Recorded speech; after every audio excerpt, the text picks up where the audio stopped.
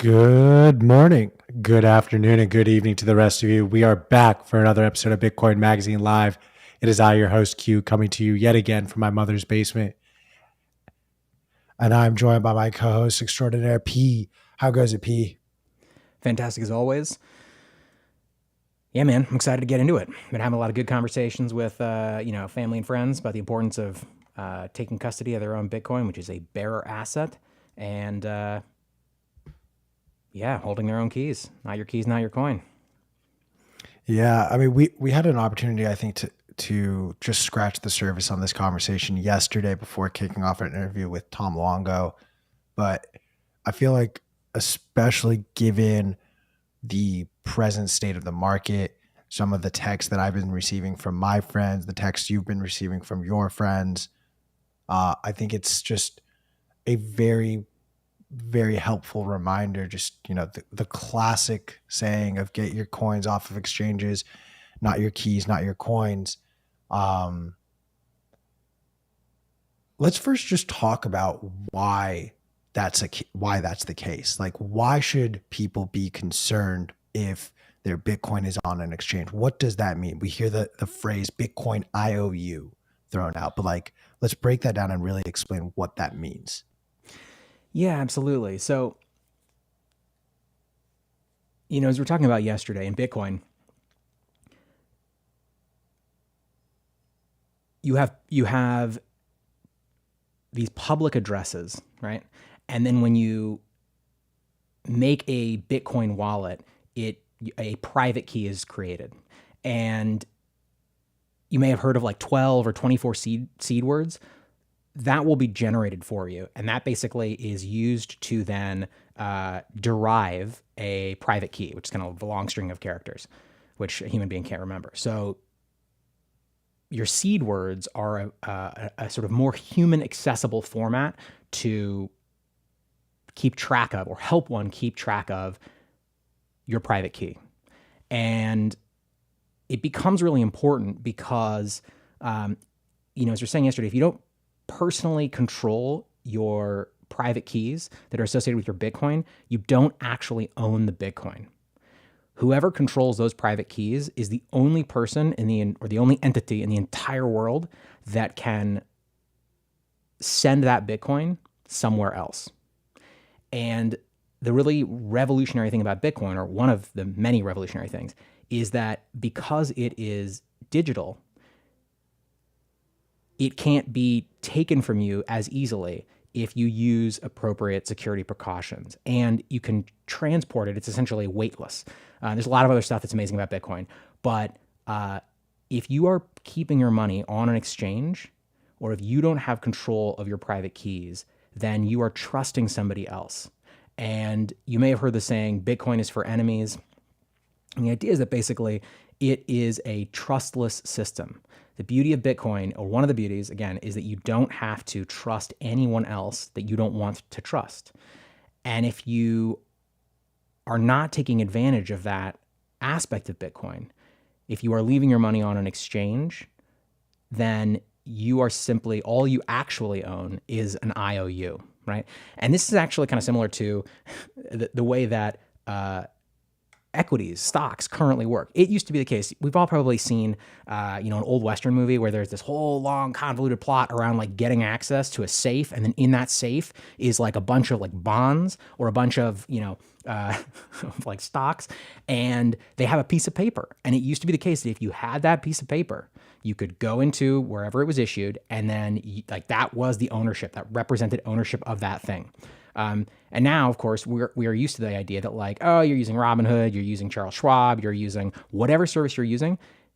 You don't actually own any equities that are in your account. What you own is an IOU, and you have to trust that exchange to deliver those stocks when they say they're going to. And with Bitcoin, I'll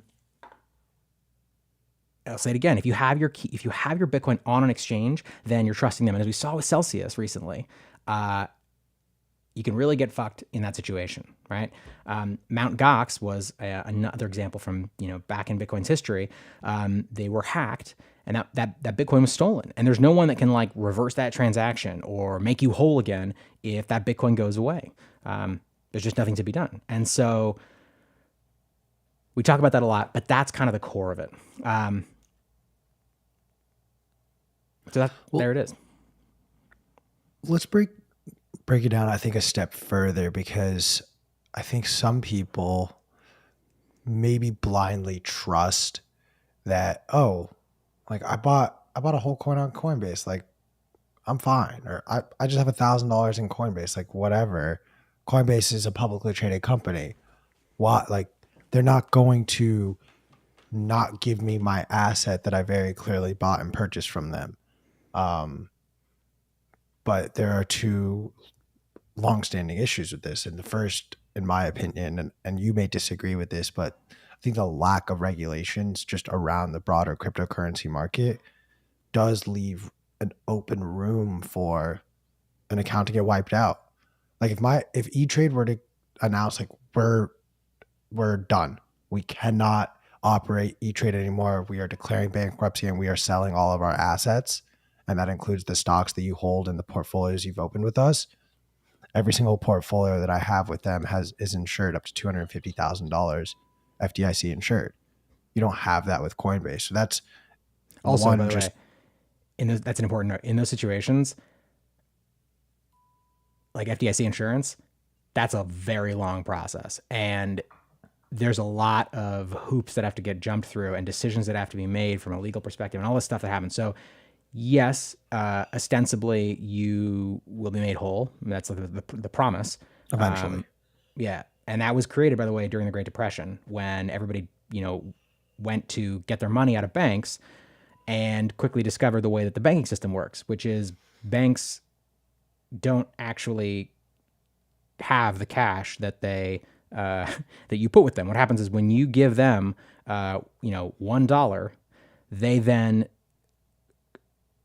essentially loan it out to 10 people, that same dollar. So I forget exactly what the current, I forget what the term is, but the amount of like cash that they have to have like on hand. But essentially they're doing this risk management game, and they're essentially just they're creating money. It's one of the main ways that money is created in our system. But the point being, they don't actually have most of the cash that they are lending out when banks loan money out. And that's called rehypothecation. And in the traditional financial system, that has caused a lot of problems over the years. And if there's a bank run, banks just collapse. And so the federal government starts to inject liquidity into systems to maintain effective capital flows. And that can't happen with Bitcoin, because Bitcoin is ultimately a bearer asset. So if people make a bank run on an exchange that has been rehypothecating, loaning out Bitcoin, as a place like Celsius has been doing, and others do as well, there's no one that can step in and fix it. That's a really important feature of Bitcoin. It's not a bug, it's a feature, because Bitcoin, among many things, is about kind of radical financial responsibility. And so, yeah. I have some really bad news, P. What's that? So the phrase you were looking for is the reserve requirements. There we go. What is the reserve requirement currently? I'm going to read directly from the federalreserve.gov, so please forgive that I'm not looking at the camera. Effective for the reserve maintenance period beginning March 26, 2020, the 10% required reserve ratio against net transaction deposits above the low reserve tranche level was reduced to 0%. Oh, God, I forgot about this. The 3% required reserve ratio against net transaction deposits in the low reserve tranche was reduced to 0%. Oh, God. Yeah, I totally forgot about this. If everyone forgot, I'm a math expert, 800 on the SAT math score. It's true. If you multiply anything by 0%, by 0 over any fucking number, the answer is 0. That's fucking crazy. If you divide by 0, it's... So how are these people in charge of money?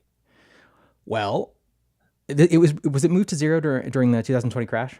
Yeah, it was March 26, 2020 is Yep, when it exactly. officially So moved. when the market crashed, we started having liquidity crunches, and there's a lot of. I do not pretend to be an expert in markets, liquidity management, capital markets, all the shit, right? But as I understand it, and this is vastly oversimplified, everything started to grind to a halt because specific aspects of the markets were like liquidity was getting sort of like blocked up. And so the Fed was like, holy fuck. So they reduced interest rates to zero to try to encourage people to put liquidity into the market. And then they also did all this other stuff, including reducing the reserve requirement to zero. So just to be clear, a bank has to have 0% of the money it is supposed, or it is literally lending out. They can just bam, bam, bam, bam, like shoot money out that has no backing, which is fucking crazy. But that behavior is backed by the full faith and credit of the United States, and the United States is still produces the reserve currency of the world. And so when something goes wrong, everyone is relying on the United States to do what they did in 2020 or in March rather, and just drop everything to basically like keep the party going. And that has really significant downstream effects. That isn't free. We've been talking about inflation a lot on the show, but you are pulling value from the future and using it in the present. And that value doesn't magically get recreated. And so it's leading to inflation. It's leading to massive market distortions. And, that's why the Fed has just announced that they're increasing, the rates by, 75 bips. 0.75%. They're trying to sort of reset their gun or reset the tools that they have to be able to make these changes. There's a lot of other stuff going on too, but again, you can't do that in Bitcoin. So going all the way back to the beginning, or actually, I don't know, Q, do you want to add anything to that? No, I think I'd rather just go to the second point that I was trying to make.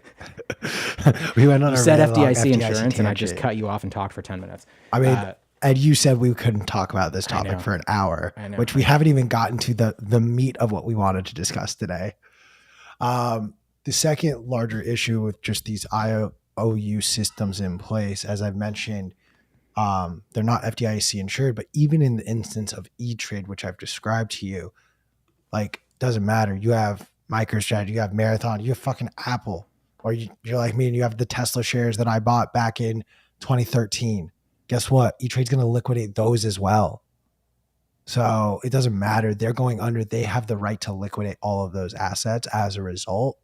And so now extrapolate that over into the crypto space.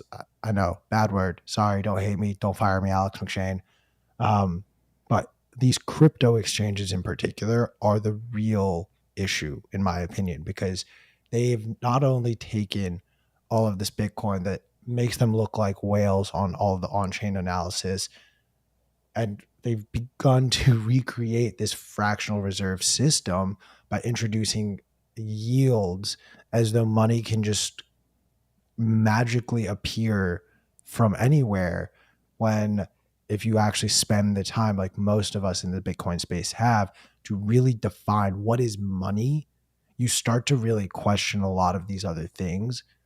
I got into a very long discussion last night over, like, I have a friend who has way too many shitcoins collecting yields on BlockFi. And I was like, dude, just like bare minimum, just get your cost basis out. Like, if you don't think that the Ponzi falls, that's fine, but you're bearing witness to one by one things falling apart, because money just can't appear out of thin air. Money has to be truly created, and by creating it takes work and time. Well, I mean, it can, but you can't keep the party going indefinitely. That's the point, right? And there are we're coming to a point where we're starting to see that have ramifications. I think I'm in the minority of this, and maybe it's because I'm a little delirious, but I actually think that based on the fact that something like fiat money is just created so freely and easily, it's actually not money.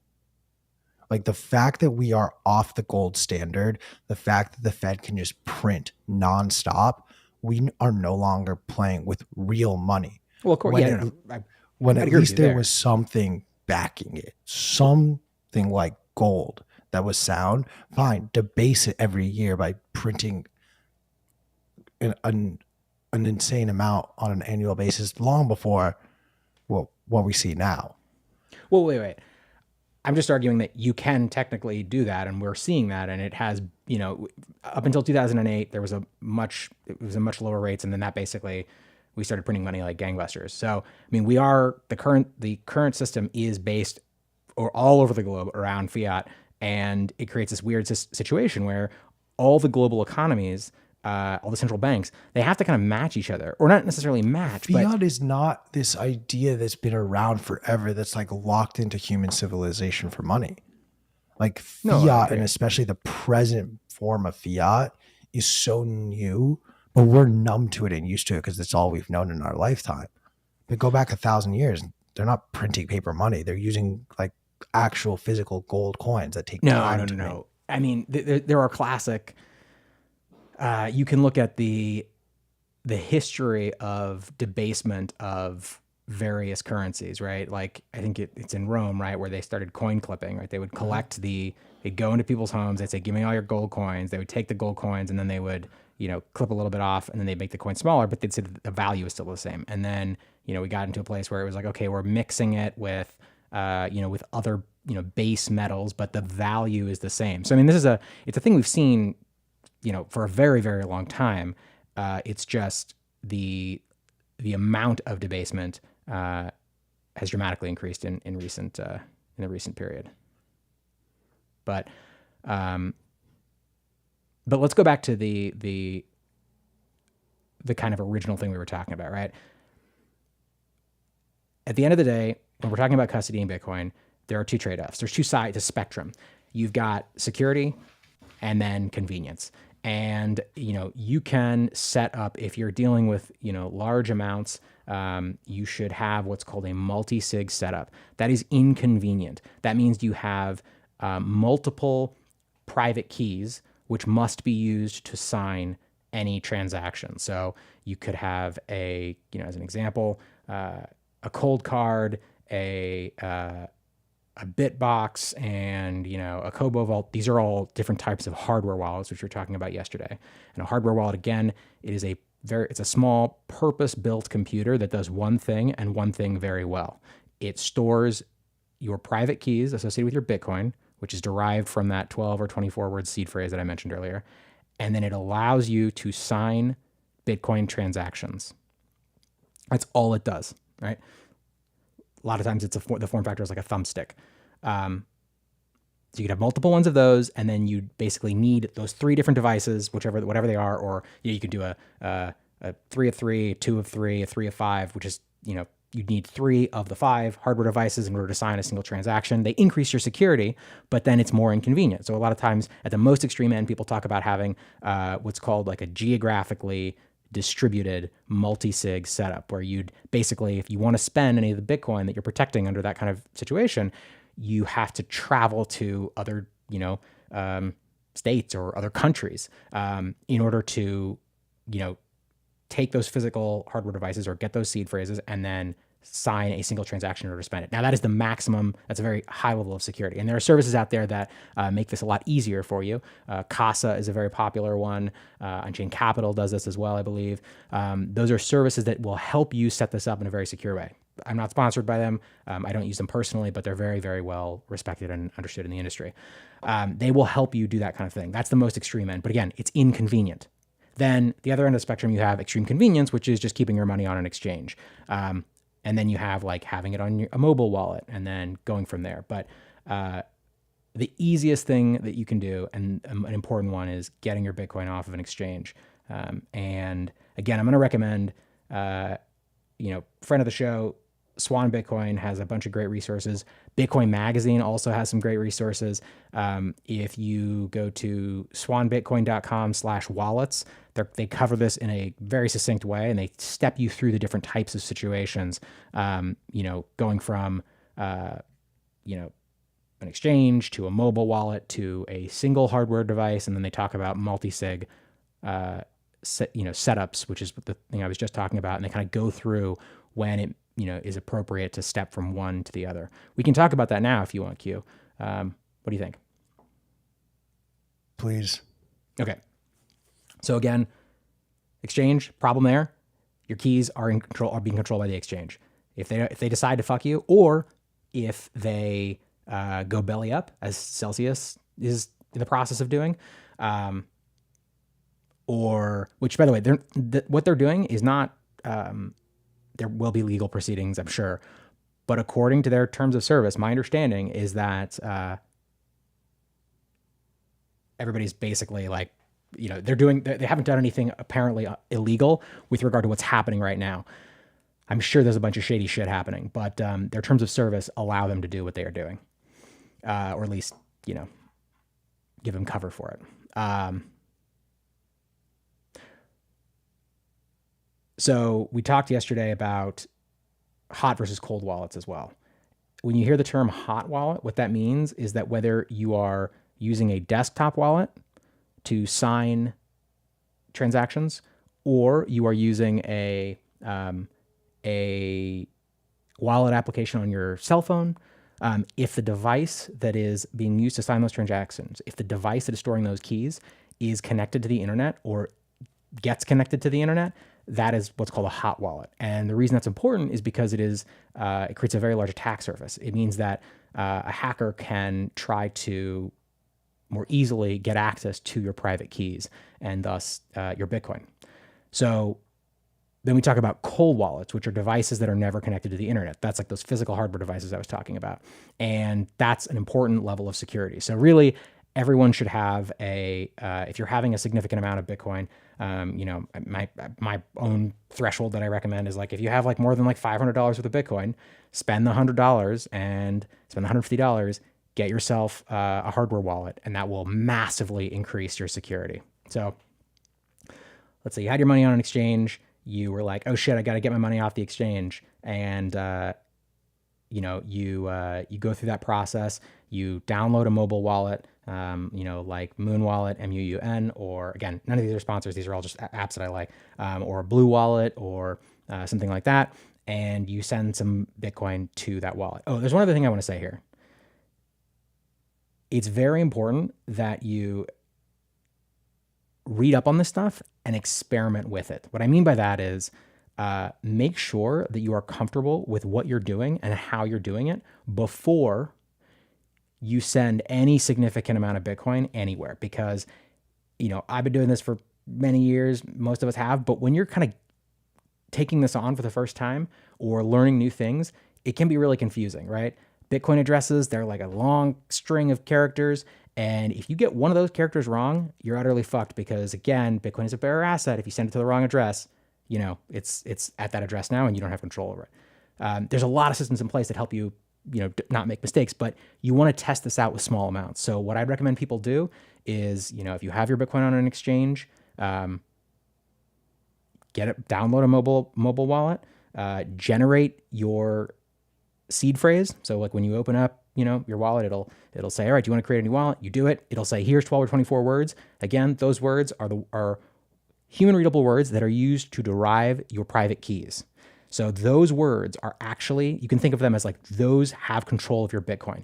If you lose those words, if you do something stupid, like take a picture of those words and put it on your phone, and somebody hacks your phone and can see those words, they have your Bitcoin. So you should never, as a side note, like take pictures of your words. Those seed phrases, that seed phrase should be written down on paper, and then probably multiple pieces, and stored in very secure places.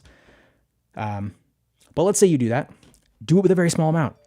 Send yourself, like if you're using Cash App, download a wallet onto your mobile device. Send yourself like $5 for the Bitcoin, $10 for the Bitcoin. Send it to that address.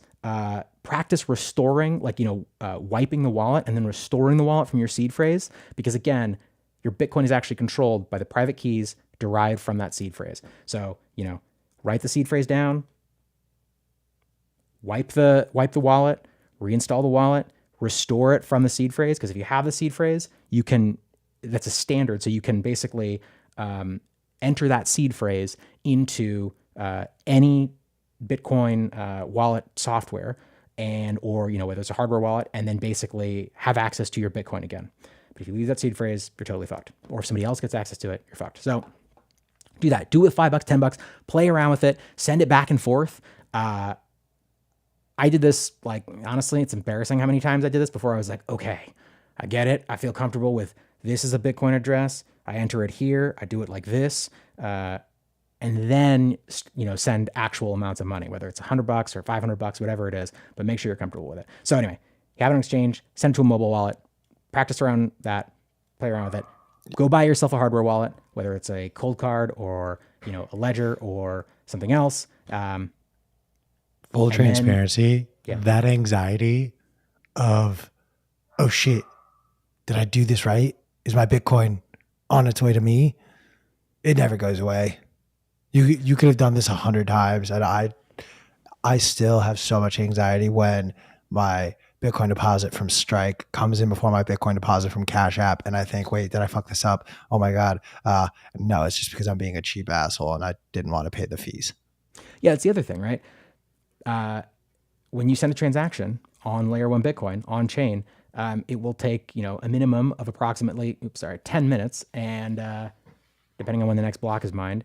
And then often there's 4 confirmations or 3 confirmations or 6 confirmations, and that just increases the security before you can actually access it. So there's little things like that you're going to want to experiment with, but you should definitely start experimenting with it today. $5, $10, worst case scenario, you lose $5 or $10. Just play around with it, get comfortable, and then move more of your money off the exchange. Oh, I wasn't muted, my bad. All right.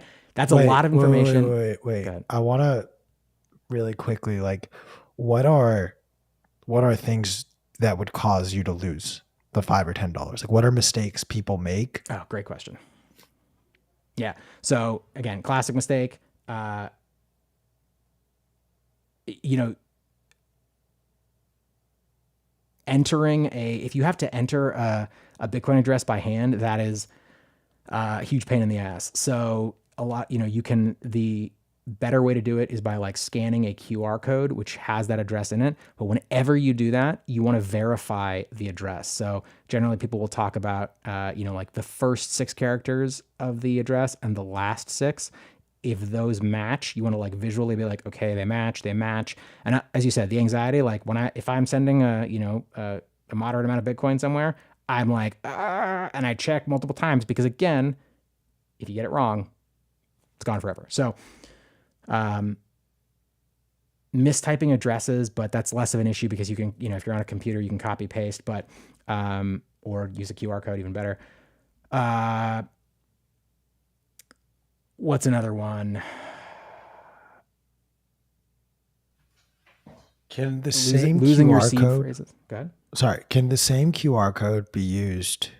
If I have Bitcoin on Cash App, Bitcoin on Coinbase, and Bitcoin on Strike, can I create one QR code I'm not trying to dox myself here, so I'm trying to do not say the exchange.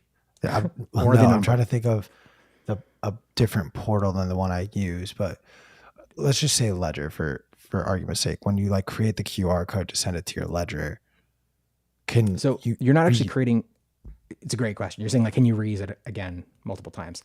Great question. You should not. And I also want to clarify something. You're not creating a QR code. What's happening is whatever wallet you're using or hardware device, you are generating a Bitcoin address, which is where that Bitcoin is going to then be sent to, or ownership of that Bitcoin is going to be transferred to. That string of characters then can be converted into a QR code by whatever software you're using and scanned with a camera.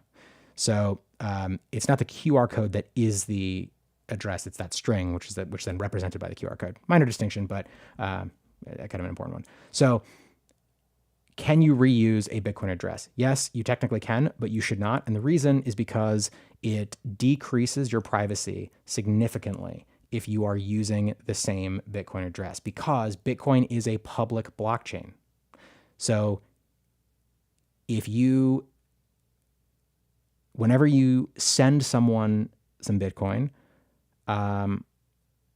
they can just look up that public address using, mempool.space or, blockchain.info or whatever, or any number of public services, or their own node.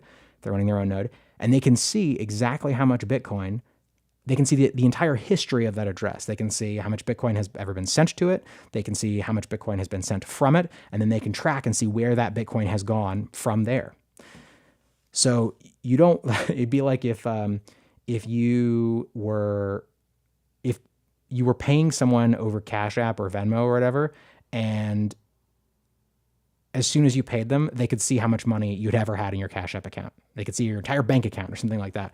So all modern wallet software, hardware devices, they actually do everything to try to kind of force you to not reuse addresses. So they will generate a new Bitcoin address, a new wallet address, every time you say like receive money. So if you were going to send me money, Q, there'd be an option, whatever software I was using, receive.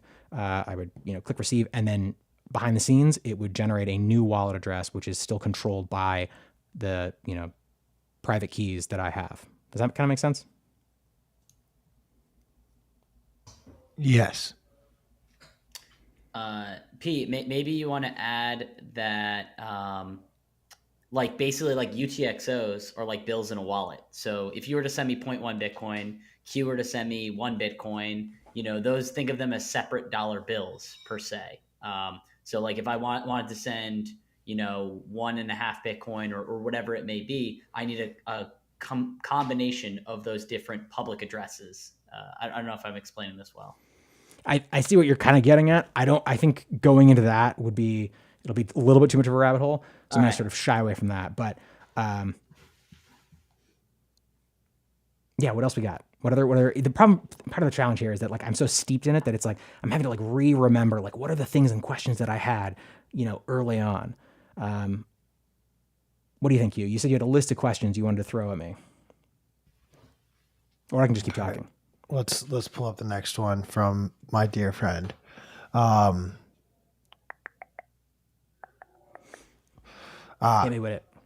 What is the difference between having a wallet specifically that's open source versus private? Awesome. Okay. So, open source software is the fucking best, and for many reasons, but the most important one in my mind is that you have this incredibly diverse and talented group of people, if your open source project is successful or well-known, who are all contributing to making that piece of software better. And when we're talking about something like Bitcoin, which is the, most important asset that has ever existed, you have this incredible group of people who are very, very focused on making sure that it is secure and effective and doesn't have bugs or issues. So Bitcoin Core is one of the most peer-reviewed pieces of software in existence. And that is the piece of software that basically runs or allows one to run a Bitcoin node, which is kind of the core component, one of the core components of the Bitcoin network. Separate topic. When it comes to wallets, hardware devices that run software, it is very, very important that the applications have been made open source or are open source for two reasons. One, they get the benefit of people, all over the community who are also very invested in making sure that that piece of software is effective and secure and doesn't have bugs, is not open to attack so that you could lose your Bitcoin. So people, like, if they notice things, they fix them. The other thing is that it allows the community to verify that there isn't anything fucked up in the code. If something isn't open source, then the person who built that piece of software could have accidentally or maliciously put something in that software that later would steal your Bitcoin. So when software is open source, it allows you're basically crowdsourcing the security and validity of that software. And so it's super, super important that when we're talking about Bitcoin focused software, Bitcoin wallets, the software that runs on hardware devices, that software is open source for those two reasons. So I don't think anybody should be using any wallets that are not open source and are well known and have been reviewed by people who are very, very good at what they do. And any of the popular wallet softwares, any of the the popular devices like Coldcard, which you'll hear me mention a lot, those have all been very thoroughly peer reviewed by the community and by the security experts in the Bitcoin community, and viewed as very effective and safe.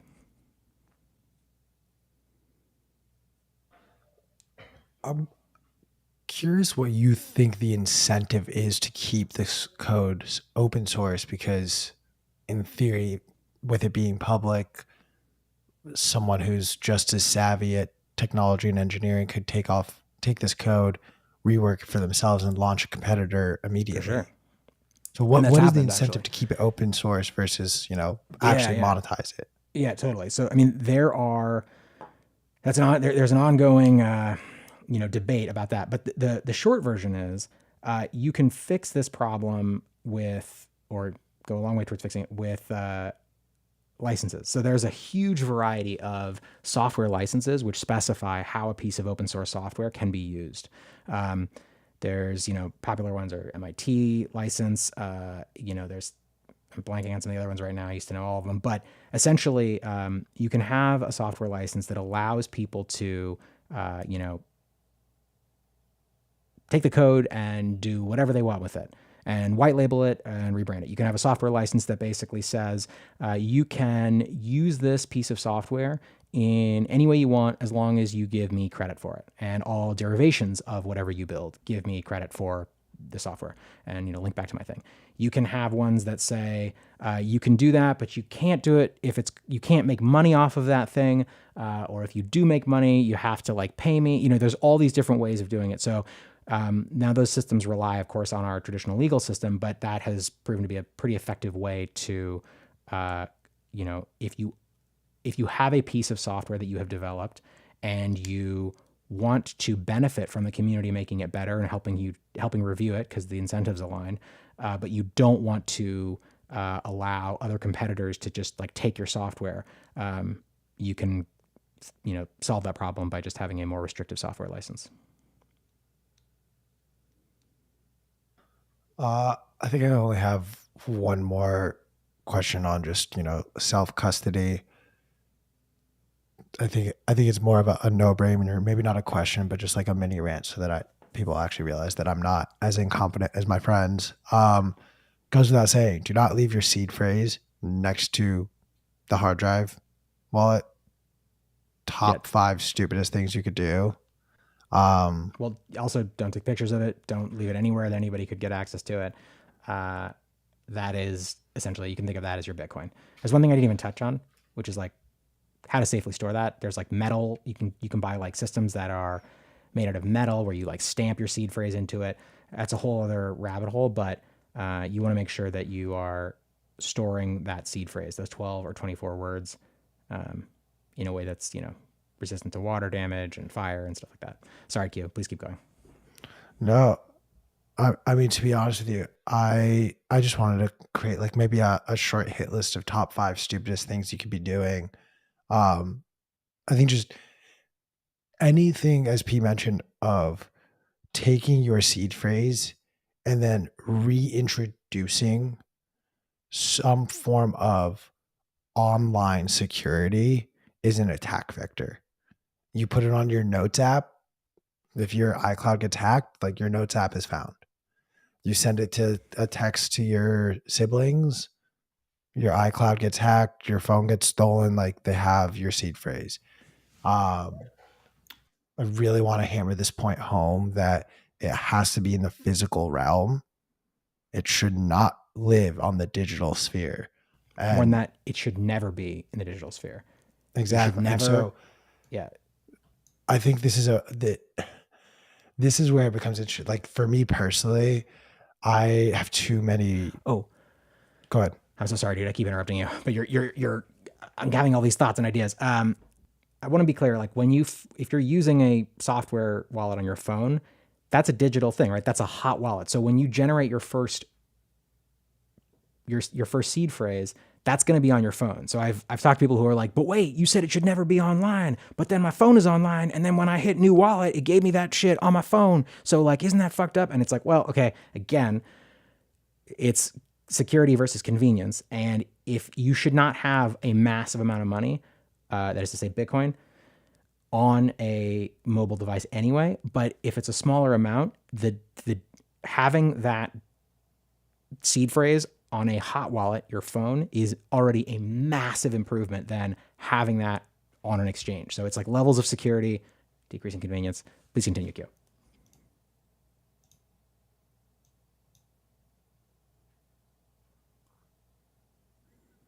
Q is suffering from a massive migraine right now. So yeah, to be honest, my brain is like at 30% capacity right now. So I'm trying to think. I'll just do this. Let's just, between the three of us, make a list of like the top 5 stupidest things you can do with your Bitcoin. And I would say at number 5, it's put your seed phrase anywhere digitally. That is of the top 5, number 5, in my opinion. I'm going to go closely related. You get a message from someone on Twitter and they're like, oh man, how's your trade going? And if there's been a hack suddenly and I need you to give me your seed phrase so that I can fix the problem for you. Very few people are that dumb that they could receive that message and then actually do it.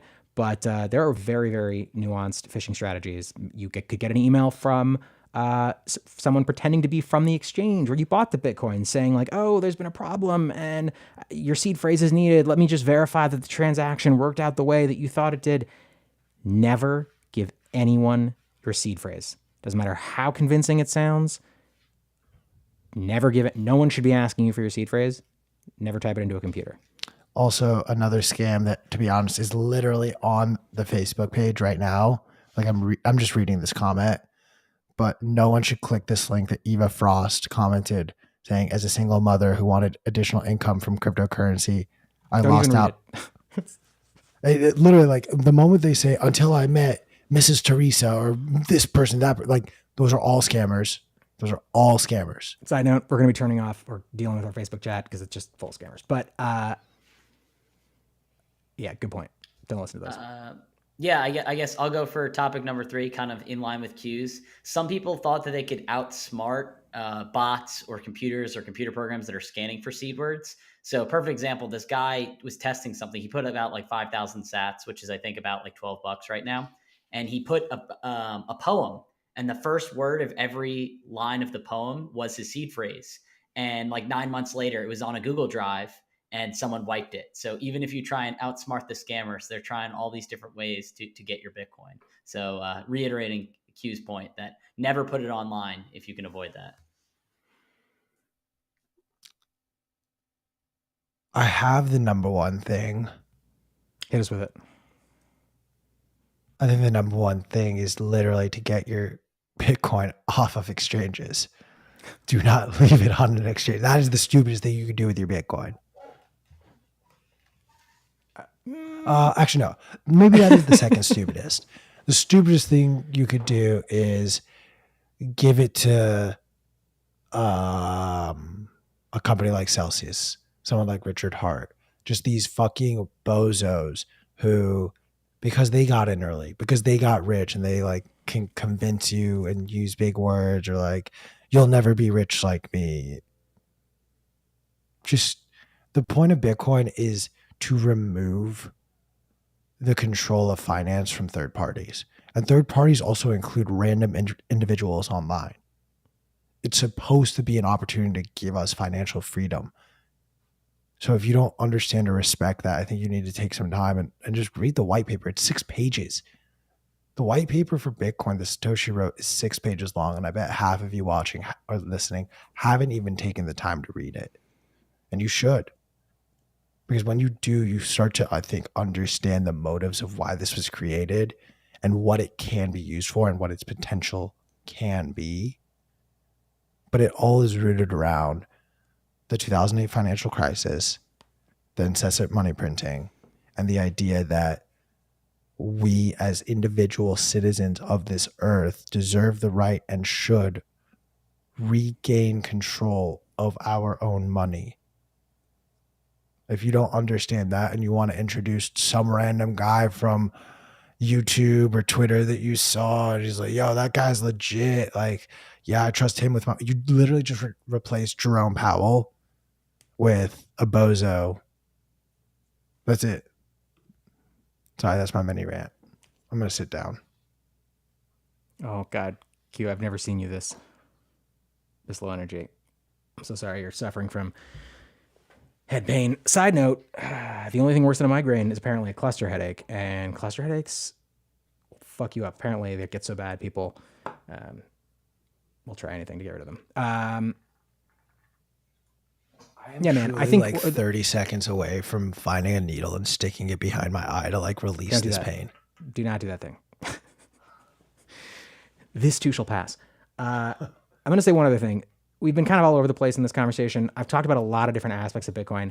I know it can seem super overwhelming, but you just go step by step through this process. There are a ton of really, really effective walkthroughs, tutorials, guidelines for how to go from, zero, which is having your money on an exchange, to, having a lot more security. You do not need to go from your money's on an exchange all the way to a multi-jurisdictional, multi-manufacturer, 3 of 5 multi-sig hardware setup. You do not need to do that. It's all about taking smaller steps to increase your security and your sovereignty over time. And right now, because sales is in the news, we're focusing a lot on this. But I want to encourage everyone who has their Bitcoin on an exchange, go through, go to bitcoinmagazine.com, search for taking your money off an exchange. I'll find the exact name of the article in just a second. Go to swanbitcoin.com/wallets. Watch some of BTC Sessions videos about how to take custody of your own Bitcoin. And it's a lot easier than my ramblings in this conversation would make it sound. Baby steps. Do not just go to an exchange and without understanding what you're doing, buy a hardware device and then just, if you do have a significant amount of Bitcoin, don't just like send all of it in one go without understanding and feeling comfortable with what you're doing. Go through the steps. It'll take a couple hours for you to feel comfortable, but it's really important. So that would be my final thing. It's not as daunting as it sounds. Read some articles on it. It'll be good to go. We'll put some in the description of this conversation as well, so that you can read those.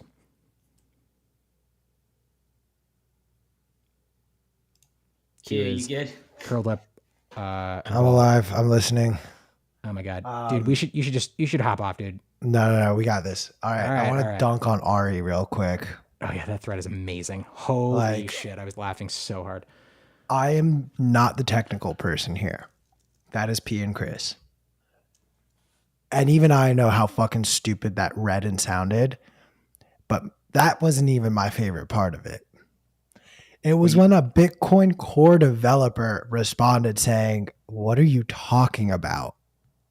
That was my favorite part of this entire fucking bozo thread. Chris, do you want to kind of try to break this down for us a little bit? Yeah, I can try and break it down. I'll see if I can. Or just or surface level. Like, I mean, here's. I could share the screen real quick if you guys want to talk through it. Even better. Give me 1 sec, so I'll pull it up. But also, just so I don't sound like an idiot, there is no Bitcoin 2.0, right? Like, like my brain doesn't work right now. Absolutely not. Bitcoin is there's no. That's not a thing. I'm getting ready. Honestly, this Nigerian prince keeps asking me for my seed phrase, and he told me he'll take care of me. So I think I'm going to send him my seed phrase. No, there is no Bitcoin 2.0.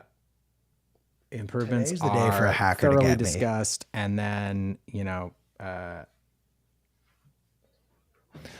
initiated over a long period of time. The most recent, upgrade to Bitcoin was Taproot and Schnorr. Went through a process called Speedy Trial, which was that's it. Anyway, I could rant on this for a long time, but no, there is no such thing as Bitcoin 2.0. It's not a thing. So, but Bitcoin is improved over time as it needs to be. I'm assuming that this is just like a FUD attack more by ETH to legitimize the continued failed attempts at rolling out ETH 2.0 and saying like everyone's going to get a 2.0. Yeah, 100%. This is basic. So just, I don't know if you've pulled it up yet. Chris is trying to pull it up. Anyway, I think there's basically a really funny thread between Ari Paul, notorious shitcoiner, who says incredibly stupid stuff on Twitter all the time, trying to pump his own bags. He, has a bunch of shitcoins. They are absolutely crushed because Bitcoin is the only, it's the only one that actually matters here. All the other shitcoins, as I've said before, are basically, Ethereum is popular because it is the anus through which all the other shitcoins are brought into the world. And it, in my opinion, was created to allow it's like a perpetuation of the bullshit fiat system that we currently exist in. It was created in large part by VCs who wanted to be able to play the same bullshit funding fiat games that they play with startups and things like that, but are unable to play effectively in the Bitcoin world. They can do all that stuff in Ethereum and all these other shitcoins. So anyway, this guy, huge bag holder, his net worth is down massively, and he basically is just engagement farming and saying stupid stuff and trying to justify, as you said, the fact that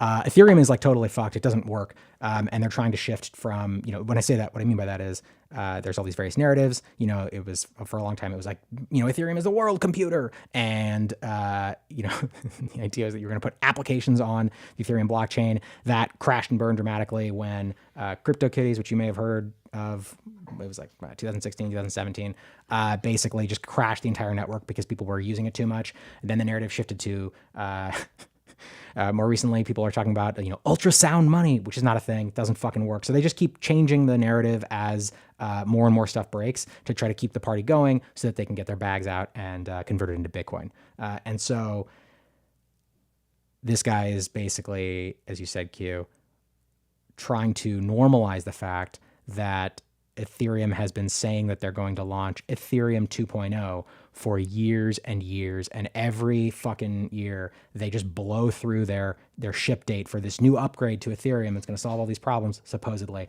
and they just try to rewrite history and be like, this was always the plan, or here's why this is rational and reasonable, or in this case, Bitcoin is also going to be launching Bitcoin 2.0, and he's just like lying out of his fucking ass and saying all this stuff. And then in this Twitter thread, which we're trying to pull up, he just gets ratioed so hard by Peter McCormick, Matt Corallo, who is a core dev, and Ari doesn't realize he's talking to a core dev and just says some really dumb shit. And then, of course, the meme crew, McConnell Face, just posted the funniest comic that I've seen in a really long time. I almost died laughing seeing it.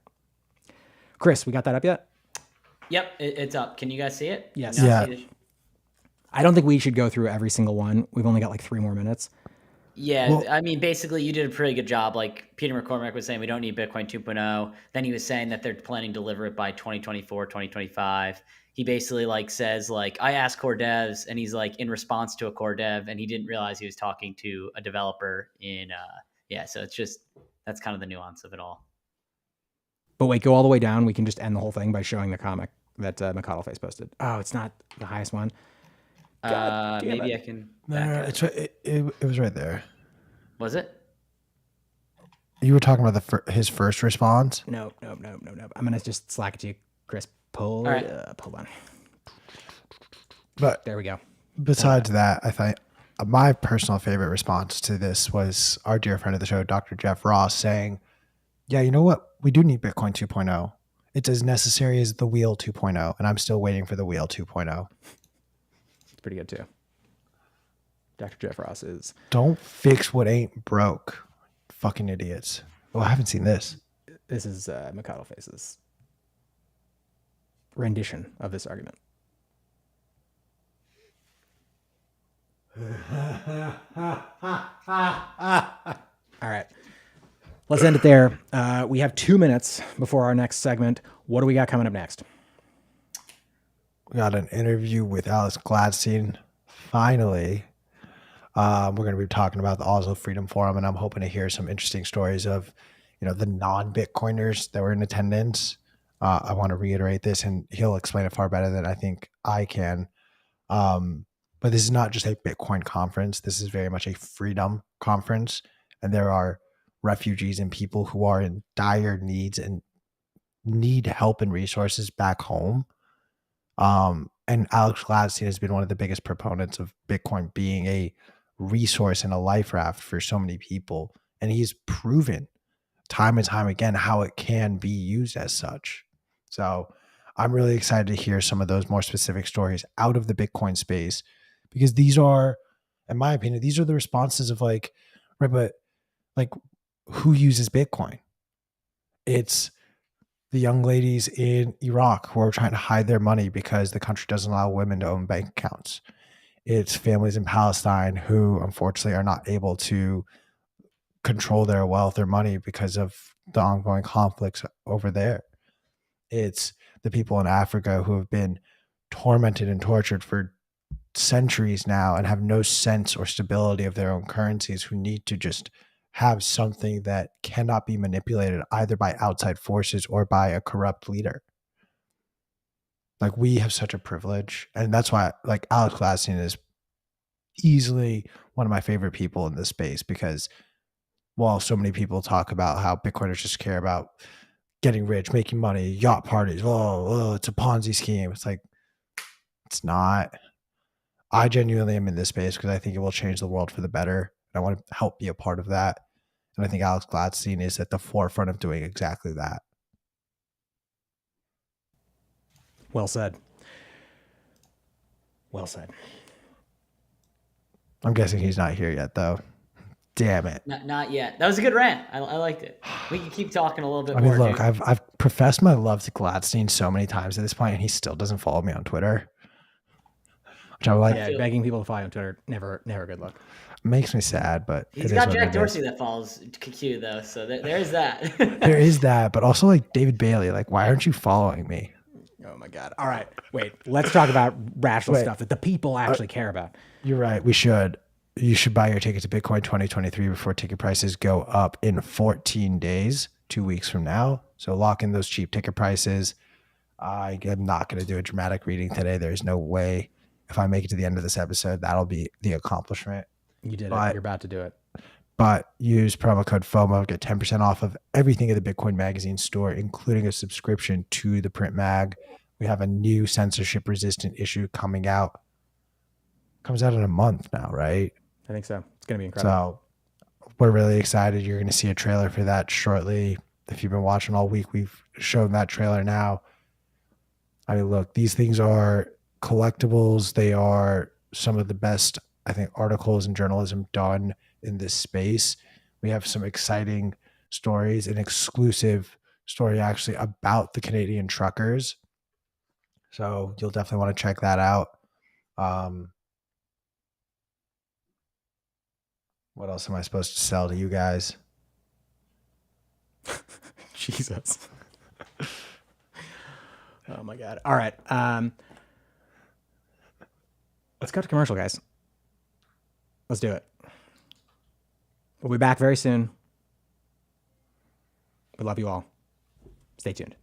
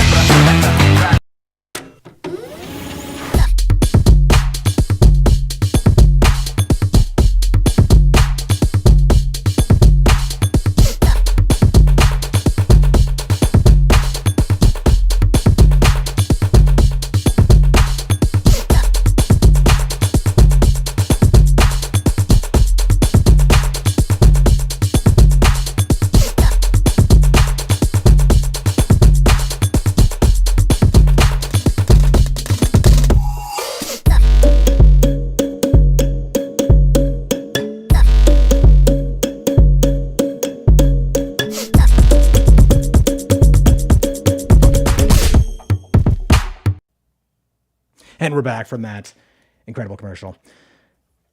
We're just trying to find Mr. Gladstein. He is going to be here shortly, hopefully. Q, you look like you're dying, my friend. I'm just going to keep going. Sorry, I needed to take the headphones off, so I heard none of that. I needed to get the volume coming out of the... Don't even trip, dog. Yeah, you do that. I'm going to lower my camera, to be honest, so I can sit today. All right, go for it. I'm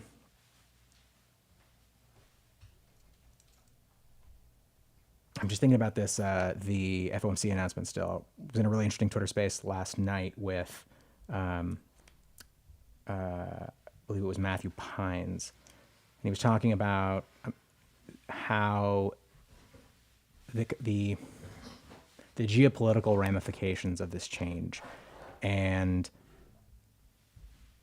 the major players in terms of the as I said, the geopolitical financial markets and sort of how this affects the ECB, the European Central Bank, and the Bank of Japan and the dynamics there. I'm not even going to try to reiterate it, but if you do not follow him on Twitter, you absolutely should. He is an incredible thinker in the space. That's Matthew Pines. What else? Another thing that came up recently, I believe it is the third, it's the address that holds the third largest amount of Bitcoin recently started consolidating UTXOs and moving them to a SegWit address. So one of the improvements that was made to Bitcoin just after the block size wars was the introduction of SegWit addresses, which do a bunch of things, but decrease the cost of transactions. So that was super interesting. I'm curious to see what people think about that as that develops. It's a lot of fucking Bitcoin, though. What else do we have? Let's see. Looking at No Bullshit Bitcoin, which is a fantastic news source. That is a Telegram channel where some of the, I would say, the highest signal news, pieces of Bitcoin-related news are published. A lot of technical stuff, and it's where I get a lot of my own personal news.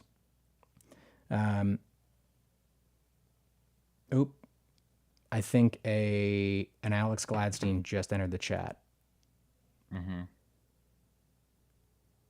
Oh my gosh, you're here, Alex. What's up? You've saved everyone from my my vague ramblings. No, I'm sorry. I didn't realize it was a custom link. So No, I should have given you the heads up that we changed our entire format a little bit. Also, excuse my sitting for today. Alex, how are you? Welcome back to America. I know you've been back now for some time. We've wanted to get a chance to sit with you and talk to you about Oslo. I know when we talked before you went over, you were really emphasizing that this is not just a Bitcoin conference, but it's a freedom conference. yeah, And there are going to be a lot of people who are not even necessarily Bitcoiners, but not even believers in Bitcoin. And I'm just curious, just to kick it off, how was some of the reception from, the non-Bitcoiners learning and understanding how Bitcoin can help them? And then also on the other side, how was the experience seeing Bitcoiners trying to help the people who need it most really understand this technology? yeah. It was very profound. And thanks both of you for having me here.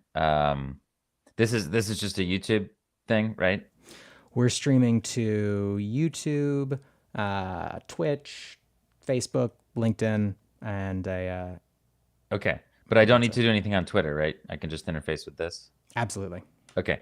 No, it was very profound. I mean, look, it was the 14th annual event, and we've been building this movement of badass freedom fighters from around the world for a long time. And, again, over the last 5 years, we've been adding a little bit of Bitcoin content. This was definitely kind of the peak of that. And I think the idea is that overwhelmingly, it is clear that activists operating under authoritarian regimes need an alternative monetary system. They cannot use the legacy system. I mean, it's quite clear. Legacy money is political, okay? And that might work if you live in a democracy and the party that you like is in power. That means that political money might be okay for you. Now, that's even dismissing, concerns over debasement and inflation and things like that. That's just like you're probably okay. Like if the ruling party is in power and it's a relative democracy and you like them, your bank account's probably not going to get frozen, right? And then if you're in a robust democracy, even if you're in the opposing camp, your bank account's still not going to get frozen. So that's kind of that robust democracy reality where like political money doesn't really matter, or you don't really understand that money's political, is kind of the thing for like about 1 billion people.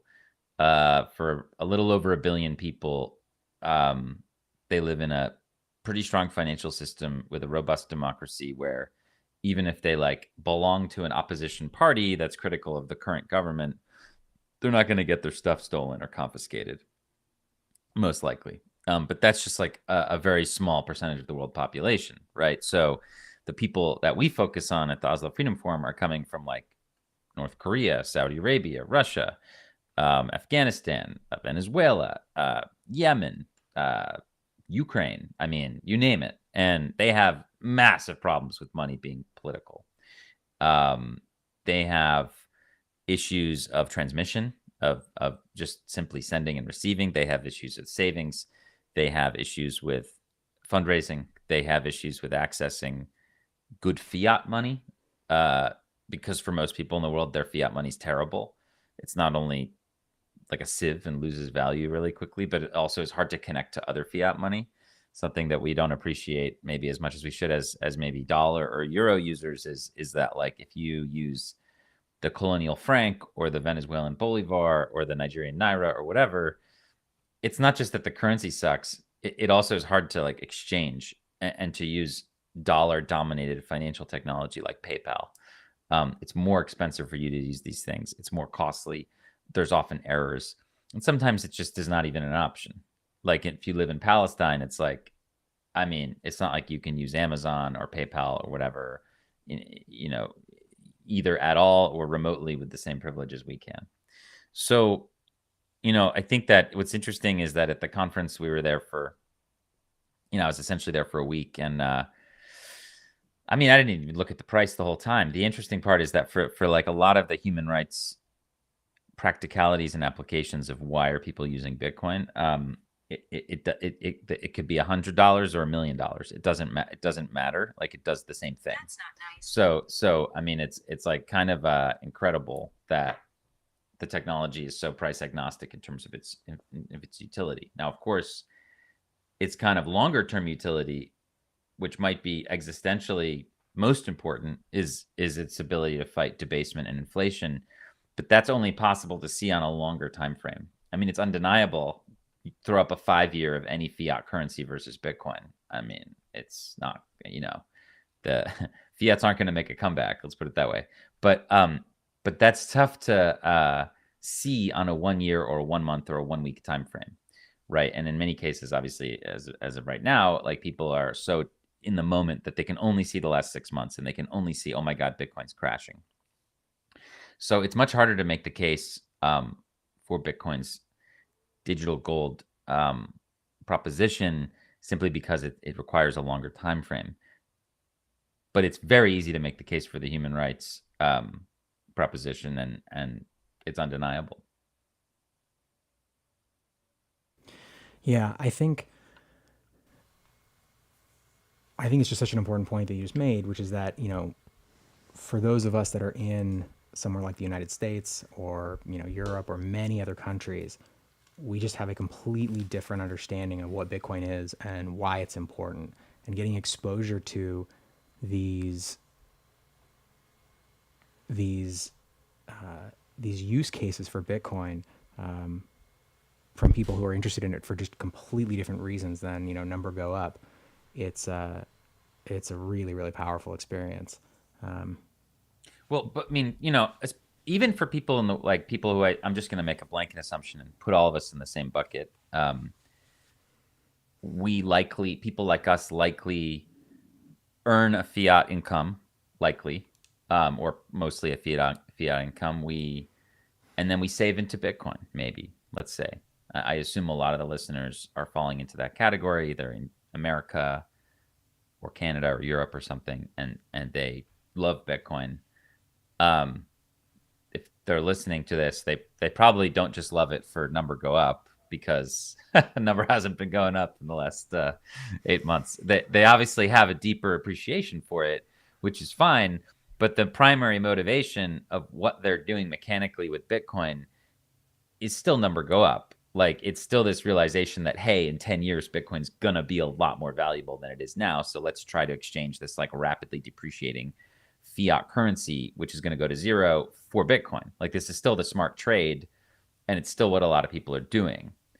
But that's just a very different dynamic and a very different framework from the way that a lot of other people interface with Bitcoin and use it. You're talking about somebody who, when some other dictator invaded her country, and the banking system froze, they needed to get money in to a territory that she was operating in to buy like bulletproof vests and night vision goggles and stuff. And the banking system just didn't work. Like, it was literally impossible to move value into that place. But Bitcoin allowed her to move the value there and actually save lives. Or, maybe you do,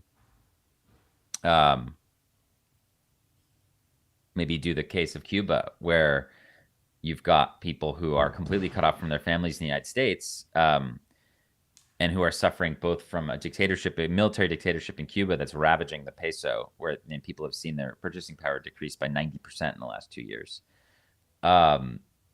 And they also can't access their family because the Trump administration closed down 400 Western unions in Cuba. So they're totally cut off, and you got to use these like absurd kind of like mule systems to get money in, which require a ridiculous amount of trust and are very expensive. And it's no surprise that people have started to adopt Bitcoin in very large numbers in Cuba, percentage-wise. I mean, you've got people who are accomplishing two things. I mean, even with the crash, I mean, a lot of these folks who got into Cuba in the last couple of years were entering at a price point of $5,000, $6,000, $7,000, $8,000.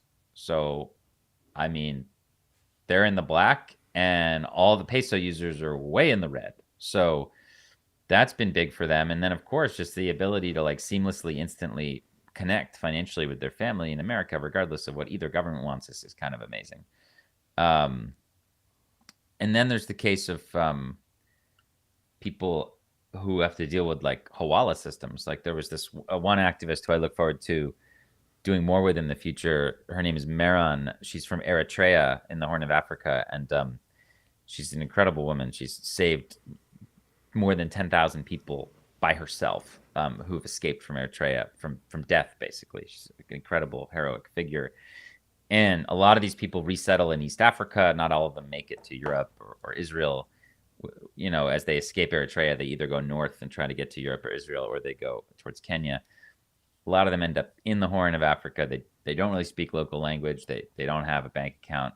So she uses the Hawala system traditionally to get money to them. And it's like, she's based in Sweden. So she like goes to some guy in some neighborhood of Stockholm and gives him a bunch of cash, and like, fingers crossed, hopefully it makes it. And you're just waiting and you're calling, and did you get it? Like, there's tension all the time. I mean, psychologically, that's not a lot of fun.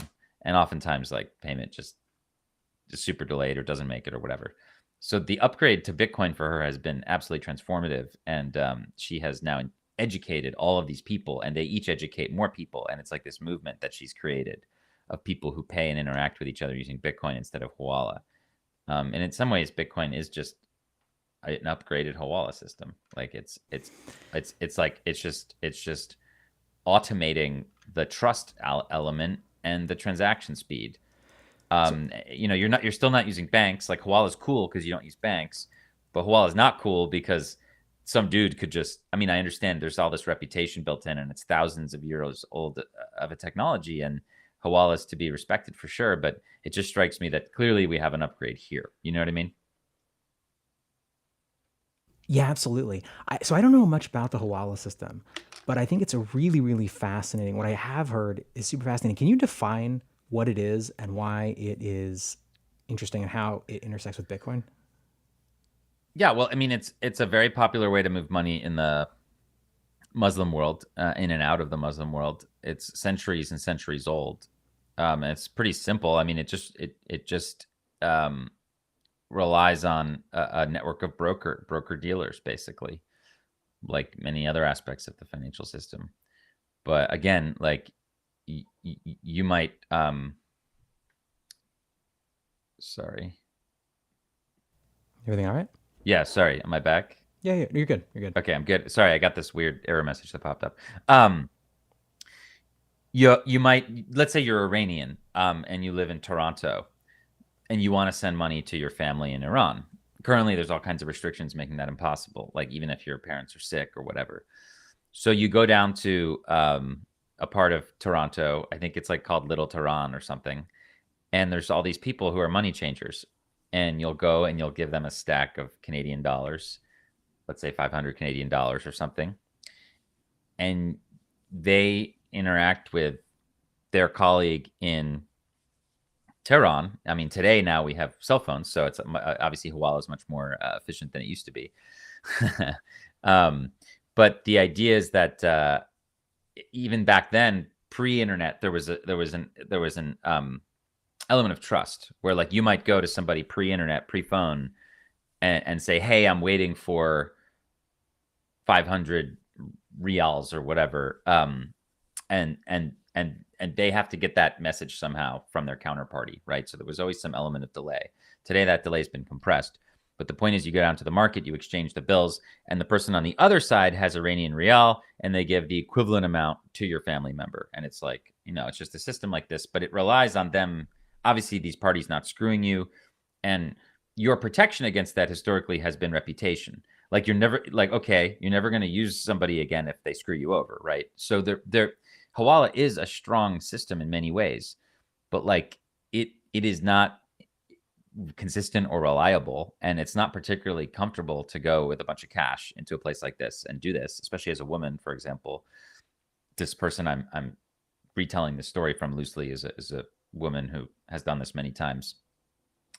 So in her case, this woman of Iranian descent, she's not a big Bitcoin fan. She doesn't necessarily love the ideology or any of that stuff that some of its proponents espouse. But guess what? She uses Bitcoin because it's the best way to do what she needs to do, which is move value from point A to point B. And I think that's what a lot of the critics miss, right? Absolutely. So you and I met earlier this year, or I suppose last year, as I was planning out the programming for Bitcoin 2022. Well, I've been following you for many years now. I'm realizing Q actually had to hop off. He's suffering from a massive migraine. That's why he was on the floor for a second there. So it'll just be you and I today. But we didn't give you the opportunity to sort of introduce yourself and talk about the amazing things that you're working on right now. Can you give us an introduction to who you are and what you're about? Sure. So I actually just celebrated my 15th anniversary at the Human Rights Foundation yesterday. So ever since June 15, 2007, thank you. I've been working for a civil liberties group in New York City, created by people who survived dictatorships. So the important thing about the Human Rights Foundation, and this has helped me so much with Bitcoin, is that it's just got a different perspective. It was founded by somebody from Venezuela. It's chaired by somebody from Russia. Our current president is from Lebanon. They don't come from New Jersey. They've seen how most of the world operates. 53% of the world's population lives under an authoritarian regime. And say what you want about America, and I've got a lot to say about America, but we have tens of thousands of nonprofits. I think more than 70,000 nonprofits that exist here to protect the rights of everybody from stamp collectors to journalists to comedians to artists to whatever. We sue the U.S. government. We leak stuff. And it's not without risk, of course, but generally speaking, we make fun of the government. I mean, people are very, very well paid to go on TV and make fun of the government in our country. People are very well paid to publish scathing exposés on government corruption in our country. Now, this leads to impeachments. Just have to look at Nixon. I mean, Nixon is one of the most powerful people in world history in terms of, if you think about the way that he and his advisors removed the dollar from the gold standard. Like, we're talking about somebody who was very powerful. Well, guess what? Bob Woodward, wrote the history of this, but you look at the Watergate stuff. I mean, it's pretty unbelievable. So journalism in our country, public journalism has unseated presidents, has caused literal revolutions. I mean, if you look at things like women's suffrage and stuff like that, or of course the struggle for equality for African Americans. So, I mean, activism and journalism are no joke in the United States. I mean, I think a lot of Bitcoiners like to downplay these things, but like, no, this is real stuff that has actually changed our country for the better, for sure. Now, it's not a cure-all, and it doesn't mean we get the change we want. But I mean, we're a very different country than we were 100 years ago. I don't think anyone who's trying to argue anything other than that is silly. And a lot of that's because of activism, advocacy, people like MLK, etc. I mean, this stuff works. I mean, it doesn't fix everything. It doesn't work all the time, but it absolutely works. So we have that history in our country that continues to happen. You can't do this stuff in dictatorships. I mean, you just can't. I mean, it just doesn't work the same way. You don't have the same accountability mechanisms. As flawed as voting is, it is useful to a very large extent. There is no voting for free and fair elections in these countries. There is no free media. There is no rotation of who's in power. And I think Bitcoiners should really grasp this concept that absolute power corrupts absolutely. It doesn't matter if there's some dude in power who you think's really cool or you like. If there's no checks on his power, he's going to be corrupt and he's going to do stuff you don't like eventually. Absolutely. And you're playing with fire if you disagree. I mean, we have thousands of years of history to prove you wrong, right? Like there's there's like one Marcus Aurelius ever, right? I mean, there's not, like, for every noble king, there's 1,000 terrible ones. So it's like, this is something that we take for granted often, that our society has checks and balances. And especially in the United States, we have this wonderful state system where, like, the states can provide different kinds of freedoms and people can kind of shop around and stay in different states. I mean, that's pretty cool. Yeah. But for most people, I mean, they're trying to get out. I mean, a lot of people are trying to get out. Like, what's interesting is if you look at refugees, 96% of refugees come from dictatorships because people don't want to live there. I mean, it's very clear. Yeah. They want to live in democracies. Now, there's different reasons for that, but, like, generally speaking, these are better societies. So at HRF, we come from a background of people who grew up or lived under dictatorships or authoritarian regimes, and they wanted to create an organization that could focus on that, because that mission is so important, because more than half of humans live under these regimes, and there's a lot we can do to help. And we don't focus on democracies. And again, it doesn't mean we don't think what democracies are doing is all good or isn't terrible. And personally, I speak out a lot about what, for example, the United States is doing or has done. But we have this united mission, and it's very clarifying and helpful. And it is with this perspective that I really understood Bitcoin. Because again, it's tougher. It's tougher if you're just like in the American bubble. Like you can kind of get it eventually. But I mean, if you're from Zimbabwe or Iran or Sri Lanka or something, there's nothing. I mean, it's an immediate, obvious. Yes, I definitely want to learn more about that. Yeah. So it's sort of similar to this idea of, like, any of these concepts about political freedom. They resonate much more so vividly with somebody who's under attack right now. Like, your average Ukrainian is going to have much more strong feelings about human rights and civil liberties than your average person in Utah. It's just clear, right? There's just, when you're under attack or your friends are getting tortured or whatever, it's a lot more gritty and real for you. So that's my background.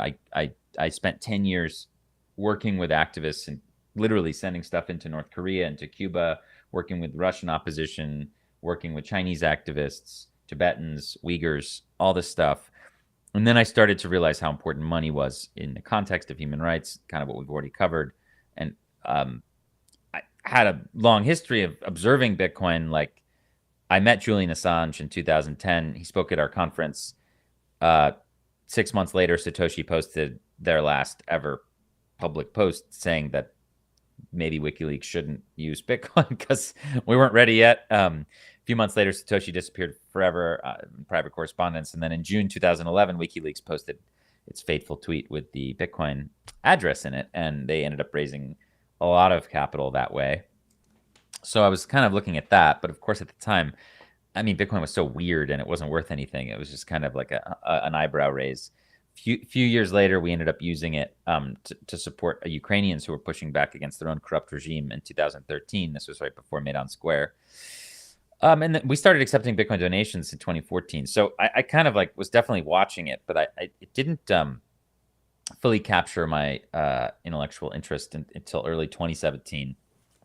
I was finally sort of convinced, and for the last 5 years, 17, 18, 19, 20, 21, now 22, I've really been just kind of thinking about it all the time. It's just, to me, it's such a fascinating topic. And I mean, really, we joke about Bitcoin fixes this, but it really like fixes a lot of things. So that's why I'm excited to devote my career to it, and to the nexus of these two things.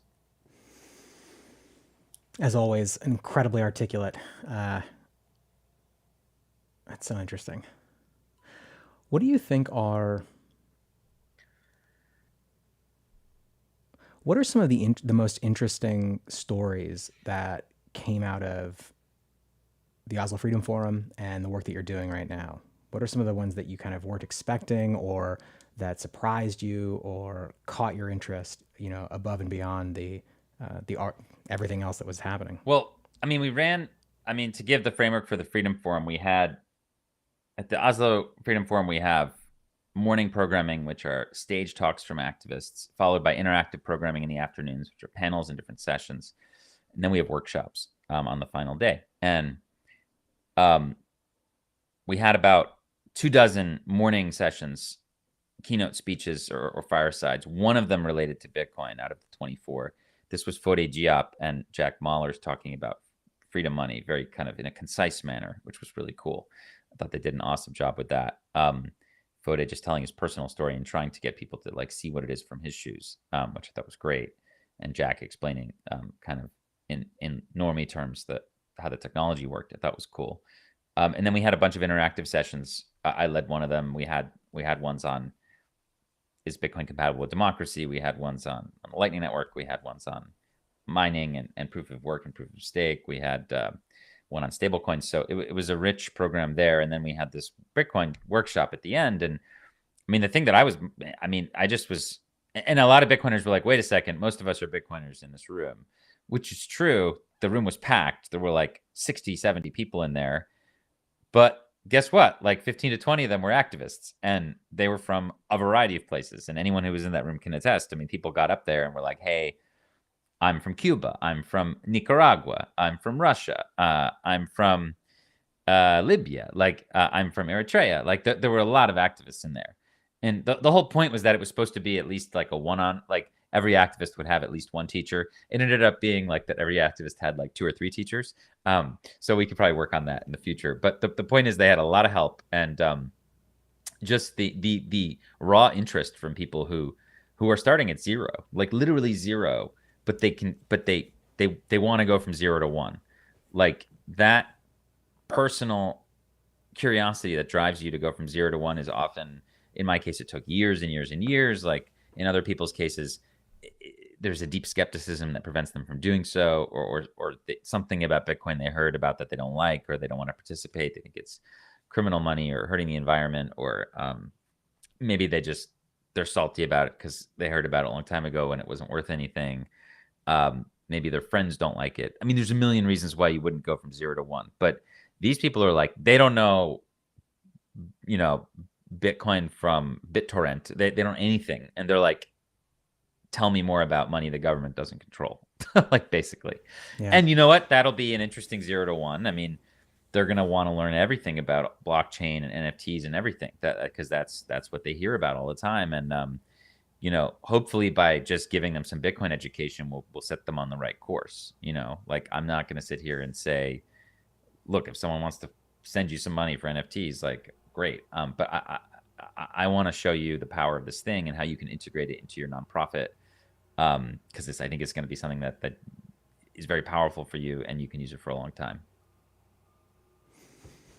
Very cool. So that was one thing. Yeah. The other thing I was going to mention is the opportunity to bring some of these Bitcoin users who use Bitcoin in adversarial scenarios to Parliament to talk to the Norwegian government. And this is an important country. It runs the world's largest sovereign wealth fund. It owns the world's largest sovereign wealth fund. Don't they own like 2% of all stocks? Yes. Yeah, they own, I think, which is interesting these days. But yeah, they basically own 2% of like all the top Fortune 500 companies or something like that. That is incredible. They were very shrewd in the way they managed this fund. I mean, it's almost like in some ways the Norwegian Sovereign Wealth Fund is almost like what a Bitcoin standard country might look like in the future if it's well managed. Because like you kind of in a Bitcoin standard, you're going to have a Bitcoin position, much like you had a gold position in the gold standard, and that position is going to fluctuate according to your trade dynamics. And Norway was profoundly lucky. Although for many people, it's the Dutch disease. Like for most oil countries, they're horrible, corrupt dictatorships. Norway's go into that a little bit more. Yeah. I'd love to explore what you just said and why that is, and then why places like, where you get the Oslo Freedom Forum are able to resist that. Well, I mean, it's just a matter of fact that out of the top 15 oil exporting countries, almost all of them are dictatorships. Absolutely. Rentier states, but I mean, why is Norway different is a great question. There are many reasons for that. People have argued that social trust was very important. People have argued that the level of homogeneity in the society was important, that it wasn't a country post-World War II in conflict, that it had a very high percentage of women at high positions in the state. There's all kinds of reasons. I don't know the exact reason, and no one really does. But the point is that the Norwegians figured out a way to save their energy profits in a smart way. And this really started to manifest in the 1980s. And by the early 90s, when we had this banking crisis, that was really where Greenspan in America, he as head of the Fed, he implemented the legacy of monetary policy that we're now dealing with right now. At that time, the Norwegians actually had this savings account that they had been like topping up every year from their oil profits instead of spending lavishly or siphoning off to personal bank accounts. They were saving it for the country's future. And in an era where, I mean, they got in there at the beginning of 40 years of like stock and bond bull market. So they were just like pouring into bonds and equities the whole time. And they did really well. And they were like, they had a banking crisis in the early 90s, and they were able to actually buy the banks off the private sector, recapitalize them for like nothing, by the way, and then sell them back at a profit. So they made money on the banking crisis. Wow. And then they didn't have a problem really in 2008, but in 2020, you might have seen stuff. They have an airline called Norwegian Air, went totally bankrupt. So they bought it for like nothing, and then they did sort of a similar thing. So I think this is interesting because it kind of gives you a sort of a vision of what a Bitcoin standard country might actually look like. Yeah. As far as the way it operates. But in any event, it's an important country. It has this fund. It's in NATO. Norwegian leads NATO actually right now. Jens Stoltenberg. It has a strong currency, obviously that's tied to oil, but I mean, it really punches above its weight for a country of 4 million people. In fact, I always thought this was interesting. I mean, Norway, I think 4 million people uses more energy than the bottom 40 poorest countries in the world combined, which have, of course, hundreds of millions of people. So it's a very, very advanced country. Let's put it that way, with a very, very high press freedom, equality of life. I mean, people love living in. I mean, Norway's a wonderful place. I feel like it's like Shangri-La. Like it's where I like. Norwegians get. I mean, they have first world problems, right? If we're, you know, there's this thing called Yantalovin. They don't like people being too successful. There's kind of this. There's still this mentality from before they got rich, of like being humble and like being farmers, and like they don't love to see like spectacular success. It's okay if it's in sports or in diplomacy, but not in like business. So a lot of like success, they don't have the whole Bill Gates, Warren Buffett thing. Like Americans lionize Bill Gates and Warren Buffett. We love these people, generally speaking. And I'm talking about Bitcoiners, but like historically, Bill Gates and Warren Buffett or Elon, like are very popular because Americans see financial success generally as like a good thing. Wait, but that, that sounds not the case in Norway. Definitely not. I mean, that sounds like a positive change, or are you saying that it's negative? No, I think it's on the negative side because there are business people who've done incredible things, and they're demonized over there. So they all like basically. Oh wow, it goes negative. Okay, got it. Yeah, it's like it's almost to the French in terms of like we're going after you. So the point is that it's an important country with like a very different culture, and we got the opportunity to talk to the government, and you know, the guy who just was Minister of Climate like 6 months ago. He was in the room. He's an MP. We had the heads of finance, energy, and business committees there. Norway has 7 parties, so we had participation from 4 of the 7 parties. So it was really, really positive, and we essentially got to go through firsthand personal stories of why was Bitcoin useful for you. So we had people in the room from Nigeria, Ukraine, Venezuela, Palestine, places like that. They were able to share their stories, which was exceedingly profound. And then also we had Jack Mallers and Lynn Alden and Nick Carter, for example, to deal with the questions about interoperability of fiat Bitcoin, as well as the environment stuff. So it was super nice to be able to, when a bunch of policymakers are like, well, tell us more about like Bitcoin and energy, for me to just be able to like, oh, well, I have like Nick Carter and Lynn Alden here to like answer your questions. So it was totally awesome. We were in there for like 90 minutes, and I think it's a blueprint. I mean, I'd love to do something similar for any government, you know, just because then they start asking questions like, well, tell us more. When your bank account was frozen, how exactly did Bitcoin help? Like it's quite clear they never had gone through this mechanism. They never really thought about the mechanics before. Yeah. And I think it leaves an impact. And, you know, one of the big outcomes of the Freedom Forum and the Financial Freedom Track, which was sponsored by this awesome Norwegian company called CT, was very much this letter that we wrote at financialinclusion.tech, which was kind of a response to this like letter by 25 technologists hating on cryptocurrency, you know, and our response was like, listen, like, oh, I saw that. It was so good. Yeah. And it's just like, listen, this is 21 countries. And it's like, okay, like,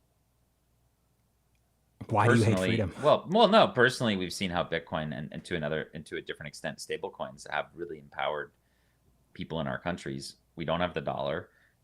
We have collapsing economies. We have dictators. Like, these are very important tools for us. And we hope the U.S. Congress can keep this in mind as it makes policy. Like, you know, if you want to be talking up yourselves as the leader of the free world, well, like, you got to be mindful that this technology is oftentimes the only lifeline out there for a lot of people. And then that it ends up doing way more for like individual rights in some countries than any government program could ever do. So hopefully that we get that across. And there's some other things that will come out as well out of the event. We've got an NGO guide we're creating by September. It should be out, like an open and free guide that will be like for nonprofits that are receiving grants, and also for foundations and governments that are giving grants. It'll be like a practical guide on how to incorporate Bitcoin, best practices based on field research. Wow. This is missing. This doesn't exist today. So that's going to be super helpful, because there's a lot of nonprofits that are just like, they want to onboard, and then they have very kind of simple like questions like, yeah, well, what should we use? It's just like, okay, well, maybe BTC Pay, and then, okay, well, where do we go from there? Where do we have it point to? Yeah, it's absolutely. like, okay, Like, do you do a hot wallet? To, how much is safe on a hot wallet? Like, We were just talking about that use a cold wallet before you came on. And, for most of these organizations, like a hot wallet's going to be perfectly fine. I mean, like, as long as they secure it correctly and they have the seed in the right place, like, I mean, it's going to be fine for like, daily flow of, occasional donations. For really large amounts of money, I mean, it might be a different story. But the fact is that, if you have a BTC Pay, it's going to be very, very difficult to track what's going on. Especially if you handle things correctly on the back end. So, and then, you can also, what's cool is you can pay out directly. You could pay out directly in Lightning to a mobile wallet from whatever wallet you're using with BTC Pay, and then pay from there to your contractors in different countries. And if you go from if you just have a very simple chain where it's like Breeze Wallet, Moon Wallet, or something, I mean, good luck tracing that. It's like a UTXO swap because they use these like mobile Lightning wallets use submarine swaps. So it's like, it's very strong with privacy. So pretty cool. Yeah. I mean, so it just depends on what they need, but we'll work with them to we'll try to provide as many resources as we can, and get that document done. So there's some good things coming out, great things coming out of the conference. There's a lot more I heard about today on a call that you'll see. Some very exciting stuff. Give us a taste. Yeah, no. Just I think that so Obi Nwosu was there obviously at the conference, and Odell was joking that he made everybody a Fediment maximalist. So yes, yeah, I mean, I think that there's some clarity around the idea that okay, well, maybe not everybody in the world can own an UTXO. I don't know. I mean, we'll see. I mean, it seems like there's debate around that. But guess what? Everybody could use a Fediment. And, maybe as many people as possible try to self-custody, but maybe the majority of people don't want to in the end, or we don't make it easy enough for them. So what's better than them using Binance P2P, which is like what people use in emerging markets? To be totally frank with you, they use Binance P2P. And the reason why they use Tether on Tron is this, they just pick whatever the cheapest stablecoin is. Like they don't do self-custody. So if we don't want people using banks, which are essentially tools of the government, then Fediments are potentially a really good middle ground solution where you're removing the Bitcoin from control of the state and from banks.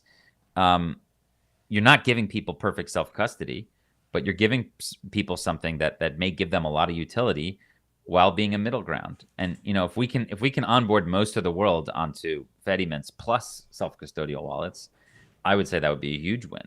So you're going to see a lot on the Fediment space moving forward. And just the organizers of the Africa Bitcoin Conference, which is taking place in Ghana in December, were all in Norway, and they attracted a lot of support for their upcoming conference there. So December 7 to 10, it's going to be going down in Accra, and I'm really thrilled to be there. It's going to be great. I love it. So, shifting topics slightly, what's gotten you really excited lately in the Bitcoin space? Or what have you been spending a lot of time thinking about day to day? I mean, there's a lot of stuff in the news right now. Obviously, Celsius collapsing, the everything going on with the price. But what do you find yourself kind of coming back around to and engaging with? Yeah, I mean, just first of all, education. I mean, onboarding more people is really what it's all about. Integrating nonprofits like activists. I mean, that's really what I'm spending a lot of my day doing every day. But I mean, at the end of the day, I've been captivated by this idea of upgrading the average Bitcoin wallet in the next 2-3 years. Like what's that going to look like? What's your average open source Bitcoin wallet going to look like in 2-3 years? Meaning, what functionality is it going to have? Because currently it's send and receive, and that's great. That changed the world. It's good enough, but we could do better, right? I mean, so I'm thinking about when you interview people, you get all of these other use cases that they want or that they express to you, which include buy dollars, earn yield, or, for example, get credit, or go into a more private scenario. So I think you could start seeing, whether it's with Fedimints or with Lightning smart contracts, like, and we'll see. But I think you could start seeing scenarios where Bitcoin users can live in self-custody and have a certain amount of Bitcoin that's theirs 100%, be their own bank. But then they can choose to opt into or peg into different systems that have different levels of trade-offs that give them more things without having to KYC or do anything like that, just taking some risk, right? So I think that's obviously the idea of Fedimint. I mean, the whole threat of Fedimint is you could get rugged by your Fedimint admins, but like the hope is that you're making a Fedimint with people that you know and aren't going to rug you, so that chance is very small. Everything is a trade-off, right? So I think this idea of like, whether it's with a Fedimint or some sort of smart contract where you're on one side of a bet, like you could get dollar exposure as a Bitcoin user, which is obviously massively helpful and will provide enormous utility for tens of millions of people. You could put your capital to work. You could get interest on it. And whether that's just by providing routing and Lightning or doing something else, I think that's going to be a feature in a wallet. I think getting anonymity in Bitcoin will be very useful. Again, Alex, whether through, yeah, go ahead. Can you explain for the audience what a Fedimint is in its simplest form? Yeah, well, you should look at the Bitcoin conference from 2 months ago or whatever, talk by Obi, which is a great one. But I mean, he kind of breaks it down. But like, I think the dream of the Fedimint is that like it's almost kind of like in a way it's almost similar to the Bitcoin Beach wallet that some people have heard about, where you are. It's sort of like it's just in a layman's terms way. It's kind of like, I think the end user vision is sort of like a custodial Lightning wallet, but it's not. But the Lightning is not controlled by and held by one party.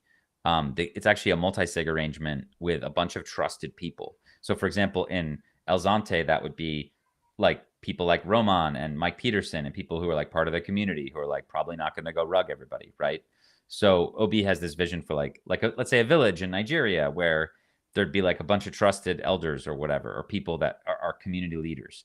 So maybe 10 of them would have keys or whatever. So there'd have to be some sort of consensus between them to move the funds out or to change the rules of the Fedimint. But this allows anyone who wants to like use that Fedimint and to use value in that Fedimint, or even to peg value into or withdraw value out of that Fedimint under a certain set of rules. So again, instead of like using Binance P2P as your Bitcoin account, if you didn't want to deal with self-custody, you could use Fedimint, and it could be like this village's Fedimint, or this business association's Fedimint, or this company's Fedimint, or whatever. And it provides like maximally powerful flexibility as a Bitcoin user. You unlock a lot of features that are just simply not possible with on-chain self-custody Bitcoin. And you know, part of this whole thing is going to be education around risk. Like, we're going to want people to self-custody some percentage of their funds, but they're going to want to do stuff with some of their Bitcoin. Like, it's just not going to sit there for 10 years. I mean, that's, I mean, that might be cool. That might be a luxury that some people have, or that might be something that some people choose to do, but people want to put their capital to work. People want to earn interest on it. People want to borrow against it. People want to use it privately. Maybe there's all kinds of reasons why you may want to like take some of the Bitcoin that you're saving and peg it into a system where you can get some more flexibility. And the whole point around Fedimints is you don't need to use any tokens or stable coins or any of that crap. You can just use Bitcoin and custodial agreements with other parties. So I think it's extremely interesting as a concept, and I'm looking forward to seeing it being rolled out. We have a bounty for Strike, and Ahrefs have a bounty for like the first wallet that executes the sort of, let's say, the Chaumian eCash version. Like basically in a Fedimint, you can have purely anonymous eCash. Yeah, exactly. So like you could peg into the Fedimint and with some amount of Bitcoin, and then from there, yeah. I mean, on a wallet, imagine that there would just be a button saying "Go private." How much do you want to put in? Half of my Bitcoin on this wallet. Great. Press a button, and now you have like literal eCash, and then you would then go spend that with whomever you want, and it's not traceable. So and then you could peg out of it later would be the idea. So I would kind of think of it as Fedimint is, which stands for Federated Chaumian mints, is a system that allows, as you said, sort of a group, a federation within a community, whether that's a Yes. physical one or distributed, to be able to kind of share custody of or of the Bitcoin that is put into it, or approve certain transactions, and then using blind signatures, you basically can do this anonymously within that federation. Is that Well, fair? that's one aspect of it is you can do eCash, but you can do a lot of other things inside Fediments. Is the part I'm getting at. Like it can be very flexible. Again, you could have credit systems in Fediments. You could, people can earn interest. People could have essentially stable coin, quote unquote, functionality. And it's very simple because you're making a trade-off. You're no longer using self-custodied on-chain Bitcoin. You're using essentially, you kind of think about it like a custodial Lightning wallet in a way. I'm being very, very layman in terms of like what the average person might how they might interact with it. It's obviously more complicated than this. You should definitely look at Opie's videos and look at, I think there's a fediment.org website. But the hope is that it gives Bitcoin users a lot more flexibility and allows us to onboard a lot more Bitcoin users. Again, like to be realistic, like, are 7 billion people going to self-custody Bitcoin? I don't know. But the point of Fedimint is that 7 billion people could use Fediments. Again, because it's like you're removing the responsibility and burden of self-custody, but still providing access to Bitcoin is the idea. So you have these trusted members who then right, without relying on corporations or governments. So it is some sort of negotiation between human reality and our utopian vision of what Bitcoin is, and it may be very successful this decade. So we'll see. But I mean, clearly, if we're choosing between Fediments and Binance, like give me Fediments 100 times out of 100. I mean, if we're choosing self-custodied on-chain Bitcoin versus Fediments, it's not the same. I'll take one or the other. I envision in the future people will use both, and they'll hopefully self-custody as much as they can for however long they can. But people have needs and they have interests, and like this is the reality. Like they need a flexible like sort of other layer that they can do stuff with. That's not just like on-chain transactions. That the on-chain transactions are going to be maybe in the future very expensive. I mean, who knows? So maybe these end up being things that are rarer for individuals, and that individuals interact with Bitcoin either or even just Lightning itself might be something where it ends up running into issues in the future in terms of scaling, and we end up using stuff like Fediments to onboard like hundreds of millions of people. But we'll see. I mean, I'm bullish on it now, but like look for Fedimint news in the next few months, like which was catalyzed by the Oslo Freedom Forum. So let's just put it that way. I love it. Okay. Well, so one thing I'd say for the audience is we'll put it in the description as well, but you can see I think it's fediment.org, which you mentioned. Also, there is a keynote that Obinwasu, who we were just talking about, gave at Bitcoin 2022. I believe that is on the Bitcoin Magazine YouTube, which you can check out. And then there's also a Bitcoin Magazine article, which we'll put in the show notes as well. Alex, it's been great talking to you, man. I can pay you no higher compliment than I just appreciate the chance getting to catch up. And I've just been very inspired by what I've seen. And I know it's weird because people are deflated because of the dollar value of Bitcoin, but I can assure you that Bitcoin equals one Bitcoin. Well, it's not only that. It's just that. I mean, this isn't just people have been using this thing for a long time, and I got to do this event in Texas last weekend with. Oh shoot! Roy, I'm so sorry. We literally only have 2 minutes left. Can you just say? No. I can just 30 seconds it. I was just going to conclude with something. I was just talking with Roya Mahbub, who's a entrepreneur who started to use Bitcoin almost 10 years ago, and she put all her business into Bitcoin when it went to $1,200, and then it went down to $200. So she kept going, like she doubled down, right? Because she saw the non-price value of this thing. So if anything, now is the time, these next few months, where we can actually educate ourselves about self-custody and the kind of political revolution that is Bitcoin. So in any event, I really appreciate you having me, and looking forward to the next one. Fantastic. All right. Well, thank you so much. Follow Alex on Twitter, and we'll talk to you soon. We'll be back. We're just going to jump to a quick commercial, and then we'll be back with Jimmy Song. Take care, guys. Thanks so much, Alex. Later.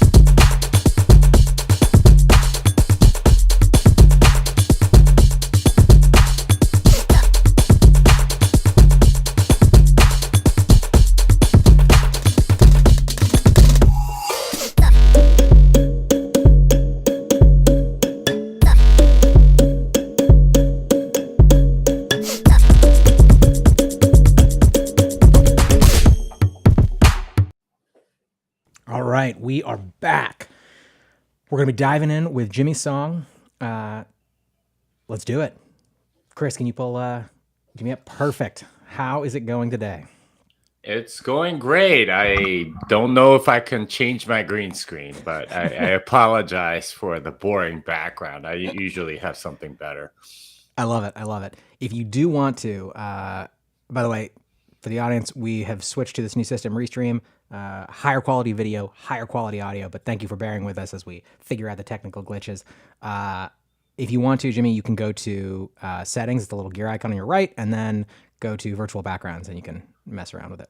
Or we can just yeah, all right. Then I'd have to go out and come back, because apparently we'll do that during the next commercial break if you have one, because I have to go use a browser that's not Firefox. Well, it's glorious to see you in any form.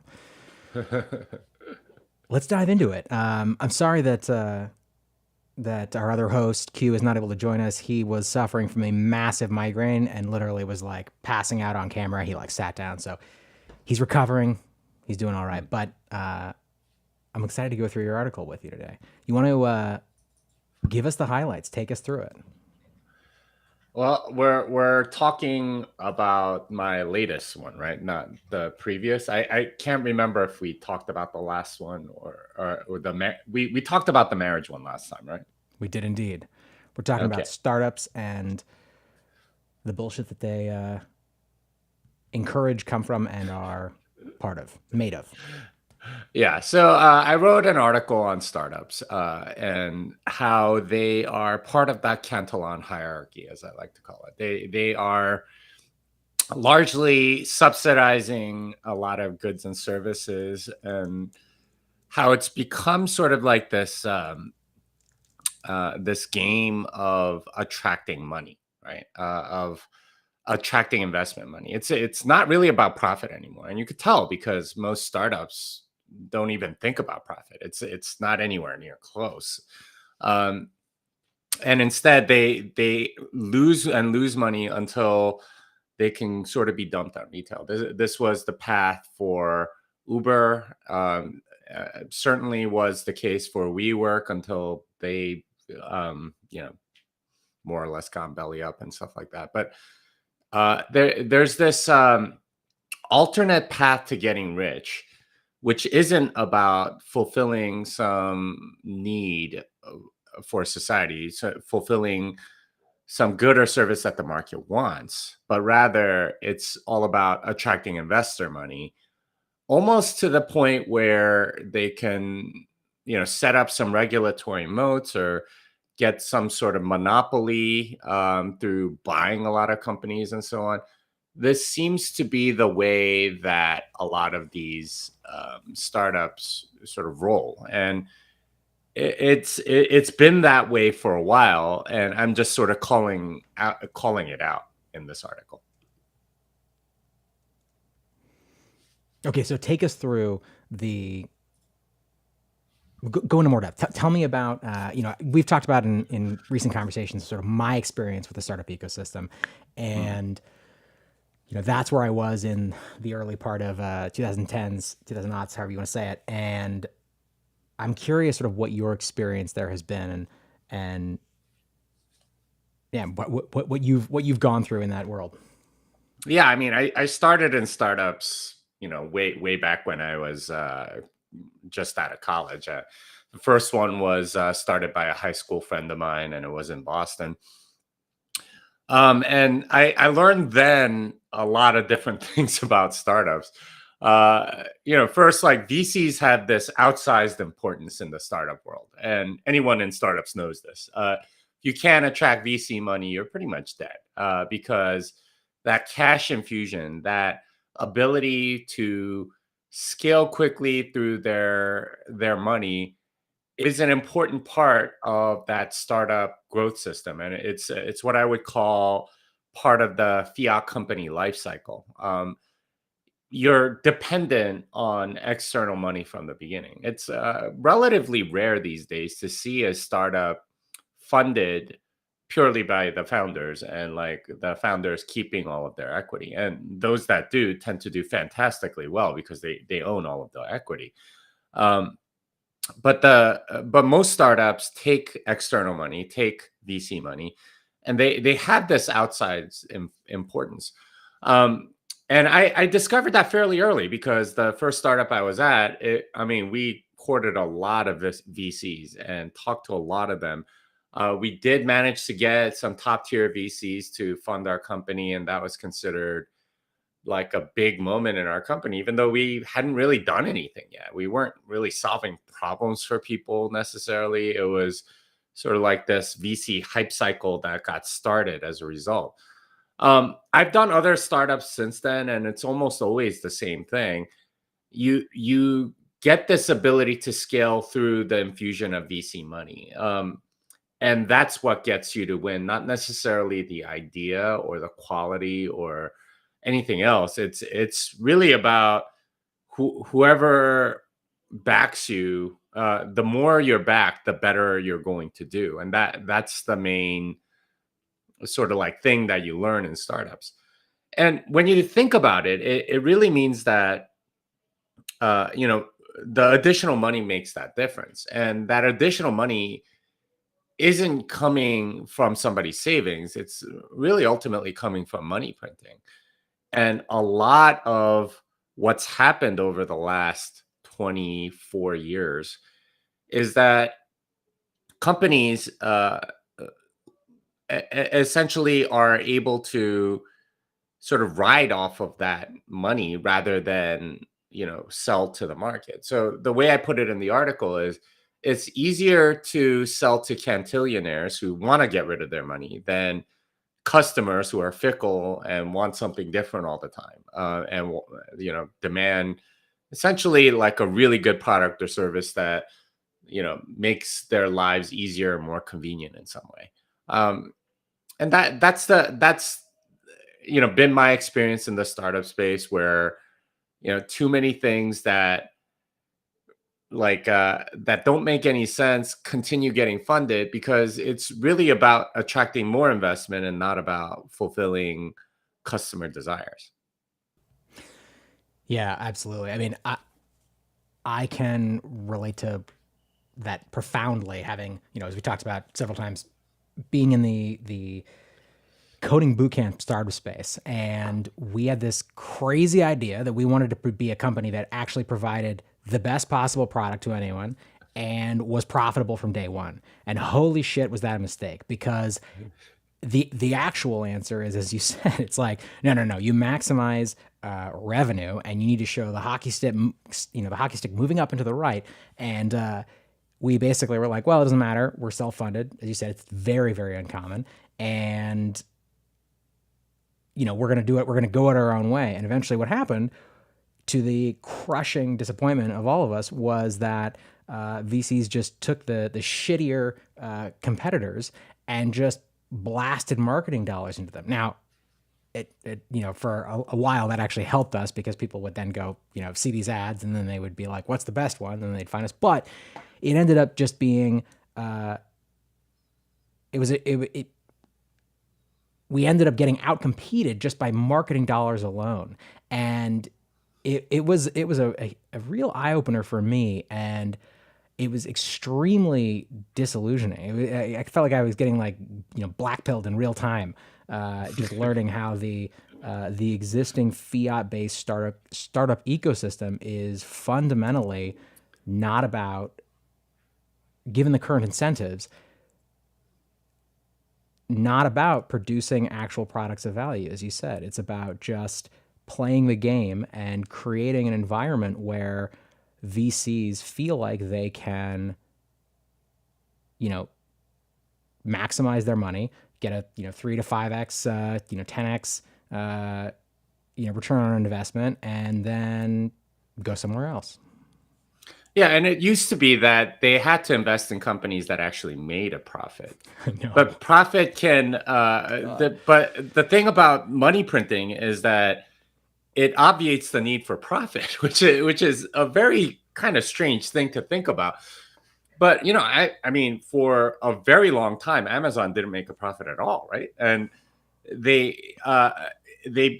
still become sort of like this magnet for investor dollars. And Tesla is very similar. I don't think they've really made too much of a profit for most of its history.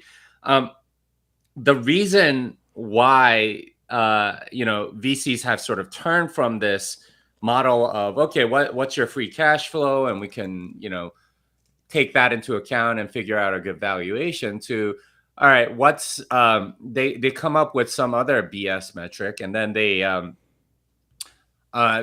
get others to believe in that same metric, and then they can just sort of dump it. So you get companies like Uber, which haven't made a cent in its entire history, like just sort of go public, and people buy it because it's sort of like this popular brand. It's gotten to the point where retail is who gets dumped on, and it's this weird Cantillon game where they don't really care about the sustainability of the business. As long as they have a greater fool to dump it on, that's good enough. So that is exactly often products or services don't matter anymore. It's more about marketing, and it's not really even marketing to the market. I mean, there's certainly some of that. It's marketing to other investors, right? Yeah, exactly. You're just passing the buck. It's a musical chairs game. Yeah, and you as long as, and this is why so many of the biggest companies the last 15 years have been all in retail. It's because the people that are getting dumped on are retail. And so, like Google, Facebook, Netflix, Tesla, these are all household names for a reason. When people are familiar with it, they are much more comfortable investing in it. And especially if they're hearing good things about it, and there's a track record. It could be entirely artificial. In the case of Uber, it definitely is. It's never made a profit, and it's never really even had really a path to profit. They just got into all sorts of random businesses because they could sort of extend the mind share of their stuff. And that's been the game. And that's always the game in a fiat system. It's about attracting newly printed dollars rather than the dollars that exist in the market, which would require goods and services that people find useful. Yeah. So how does Bitcoin fix this? Well, the bulk of what's wrong is that is that all of this newly printed money has to go somewhere, and it's a lot easier to attract newly printed money. It's actually not that hard. Almost every bank is very eager to lend out money, and a lot of that money finds its way to venture capital funds, and then they go in. And you talk to VCs, they always bitch about how hard it is to find companies to invest in. Really, they mean they're not getting in on enough like really hot deals that they want to get into or whatever. But that's the big thing, is that there's all this money that's available for startups that don't come from people's savings. If it were actually people's savings, it would be much more difficult.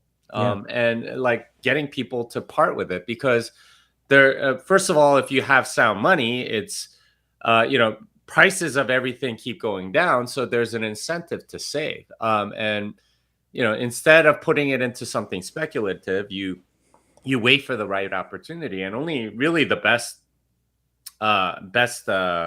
opportunities get funded, and that's how it should be. But instead, you have way more demand for investing in startups than there are actual companies. So a lot of crap gets invested in, which ends up failing. Something like 95% of startups like just fail, right? Like they're complete waste of capital. They're think about all the talent that and effort and resources and capital that went in. Yeah. And it's like it's all wasted because there's just so much demand for that, and that's all newly printed money, and that's really money stolen from everybody else. Under a sound money standard, would you say that's money stolen or value stolen? Well, it's like we can think of them as the same thing. When money is being debased, value is being stolen, and that's what inflation does. And so a lot of money ends up under a sound money system. A lot of money is very carefully invested, and people are a lot more careful about buying things and investing in things, and they demand things like profit. And there's a virtuous cycle of companies that are able to fulfill needs being able to expand through that investment. And there's a lot more companies that come through as a result of people's savings and not having to sort of perform for VCs or whatever. And that's a big difference. Once you have this ability to start a company on your own, essentially through savings, instead of requiring the Cantillon winners to sort of like agree with you or back you before you can succeed. You get a lot more variety. You get different things that come into the market and so on. And so I think under a Bitcoin standard, you get better products that are more rational, that make profit right away, which means that you have a lot more success. I mean, I'm sure there will be failures there too, but it's not these giant wastes of capital. People are generally way more careful with their own savings than they are with other people's money. And that's the real problem with a lot of startups. There's a reason why you have ping pong tables and free lunches and all this stuff. These are perks that, I mean, honestly, you didn't have to give for a very long time. It's only because of the huge demand of startups, like of investment money, that they're able to spend it on these like capital wasting things. And if people bought their own lunch, it would not cost the amount that Google spends on a per employee basis to like feed them. I read somewhere it's like 8,000 to 10,000 per employee per year, which is insane. Like, is that how much you spend on lunch? Like, those those lunches are chef's kiss. They have like 5-star chefs, like, doing the like Benihana, like it's crazy. Yeah, and they spend a tremendous amount of money on it, but which should be invested. It's very inefficient, right? Like if you just paid the employees, I'm sure they could do better. But instead, it's it's not just Google, obviously. It's like every startup in the Bay Area. This is like a requirement now. Well, it's you have to one-upsmanship. It's provide like, do you want to work at Google and get all these free lunches, free laundry? There's like a free store. You can just like get all your food for free. You can live in the parking lot as a software dev, and just you do everything. You never even have to leave the campus. They hand you the diaper when you go in. You put it on. And it's kind of crazy because like I feel somewhat guilty about this because wait, why do you feel guilty? the software engineer salaries that have gone through the roof the last 20 years, a lot of that is the Cantillon effect. I'm one of the Cantillon effect winners, right? I don't like to think of myself that way, but I totally am, because software engineering salaries went up with the demand for startups, which ultimately comes from newly printed money. And it's like,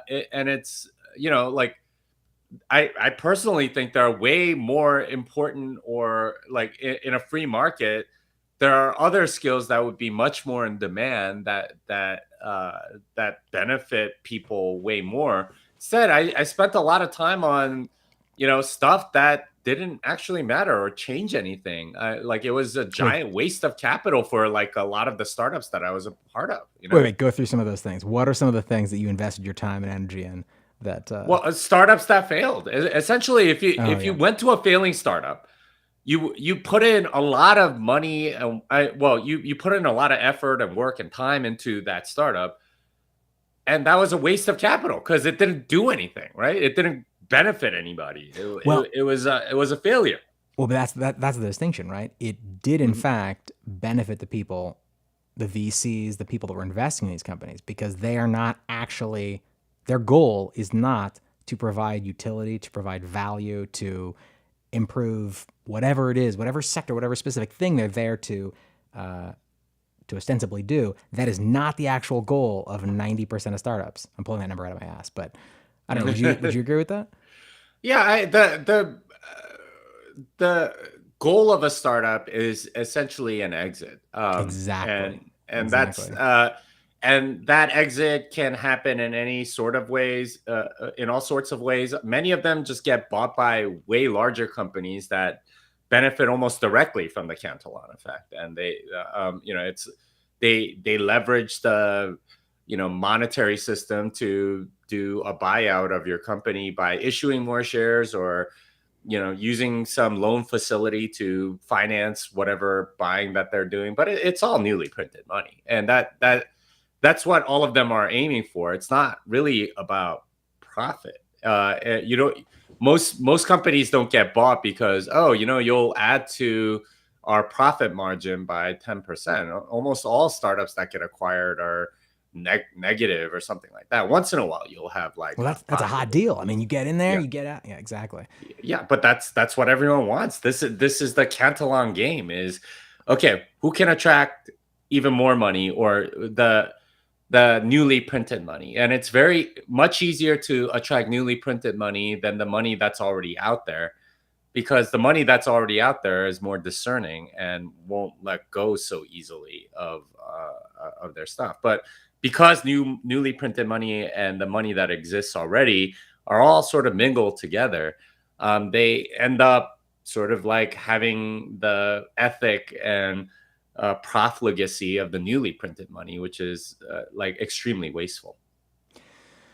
I want to read a section of the article that you posted about this that we're discussing today. You said the dirty secret of VC firms is that most of them do very little due diligence. They pile into what everyone else is investing in. I call them monetary aristocrats because their role is very much political. Their main skill is getting in on hot deals rather than in finding innovative new ideas to change the economy. I think that's a great way to distill it. Well, the thing is, they pretend that they're sort of like these arbiters of great new tech, that they are people that can see what's going to happen and sort of like direct the future towards something great, and they're great allocators of money or whatever. They're not. They're what they are great at is hobnobbing with other VCs and getting in on the hot deals. And the best VCs are the ones at the top of the Cantillon hierarchy. They're the kingmakers. They're the ones that say, okay, well, this one's good.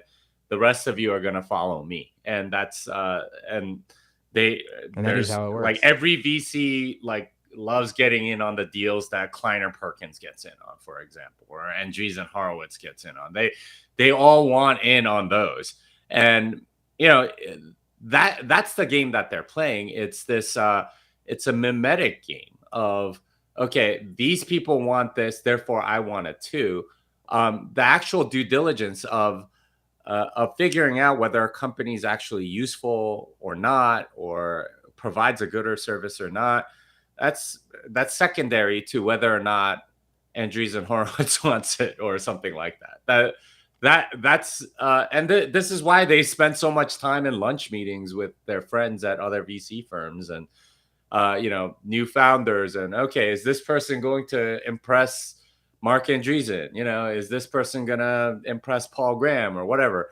Like it was never like they like to pretend that they're adding value by giving these startups great advice or whatever. It's not. It's all about like distributing newly printed money in a way where they can get an advantage, and that's really all it is. And far more important is attracting other Cantillon winners than selling something that the market wants.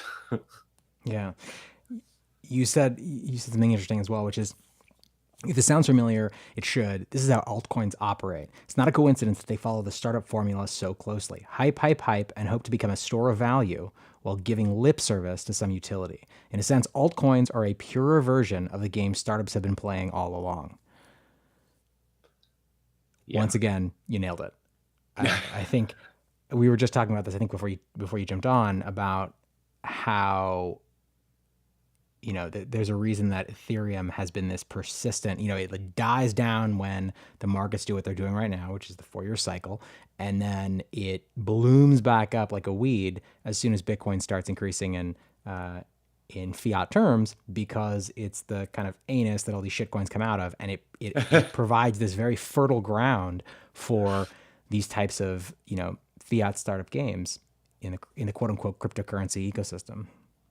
Yeah, it's in a sense like the altcoins are, I think, a little more disingenuous, but a little more honest at the same time, which is kind of a strange thing to say. They're disingenuous because they're saying, "Oh, this token will do the X, Y, or Z," but everyone knows that that's BS at this point. And the game is all about attracting new money, and that's the altcoin game. But that's also the startup game. It's all about attracting more money, attracting the Cantillon winners to invest, and then it blows up to a certain degree, and then you can dump on retail. That's essentially the game that altcoins have been playing, and not surprisingly, VCs have been at the middle of all of this, and they're all thinking, wait, instead of a 7 to 10 year cycle that I have to go through with startups, these altcoins are like 2 or 3 years at the most. Oh, I'm doing altcoins. This is why so many VCs have like a cryptocurrency fund now. They're realizing that the cycles are shorter and there's way more profit, and it's a pure game. And this probably aligns with their skill set way better than startups, because it's all about, okay, let's get Bob over here to invest in this and hype this thing up and market the hell out of this. They already know how to go and sell companies to other VCs. If they can do that with coins and give indications that this thing's going to be popular, that's the game now. That's the craziness that we're seeing is all of these companies doing that. Yeah, I mean, I think in my experience, the reason that VCs love the shitcoin ecosystem so much is because, or one of the main reasons is because you said the time to liquidity is very, very low, much lower than an actual business. You can play these games, but on a much more accelerated time scale, and time is, in a sense, money, and so they can jump in, jump out, and increase their coffers more rapidly. Yeah, they don't have to go through this like dog and pony show of here's the product and see how it's popular or whatever.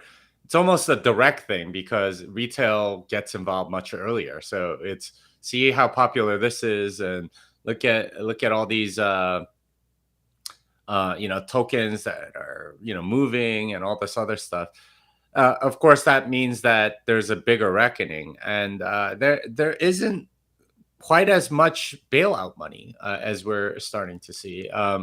It's crazy because I remember the Bitfinex hack like 4 years ago or whatever, and like it just got covered by Bitfinex, and I was like, wow, how did they manage to bail them out? It turns out that the company had made so much money that they could afford to do that, and it looks like they're probably going to be able to recover a lot of it because they arrested those guys.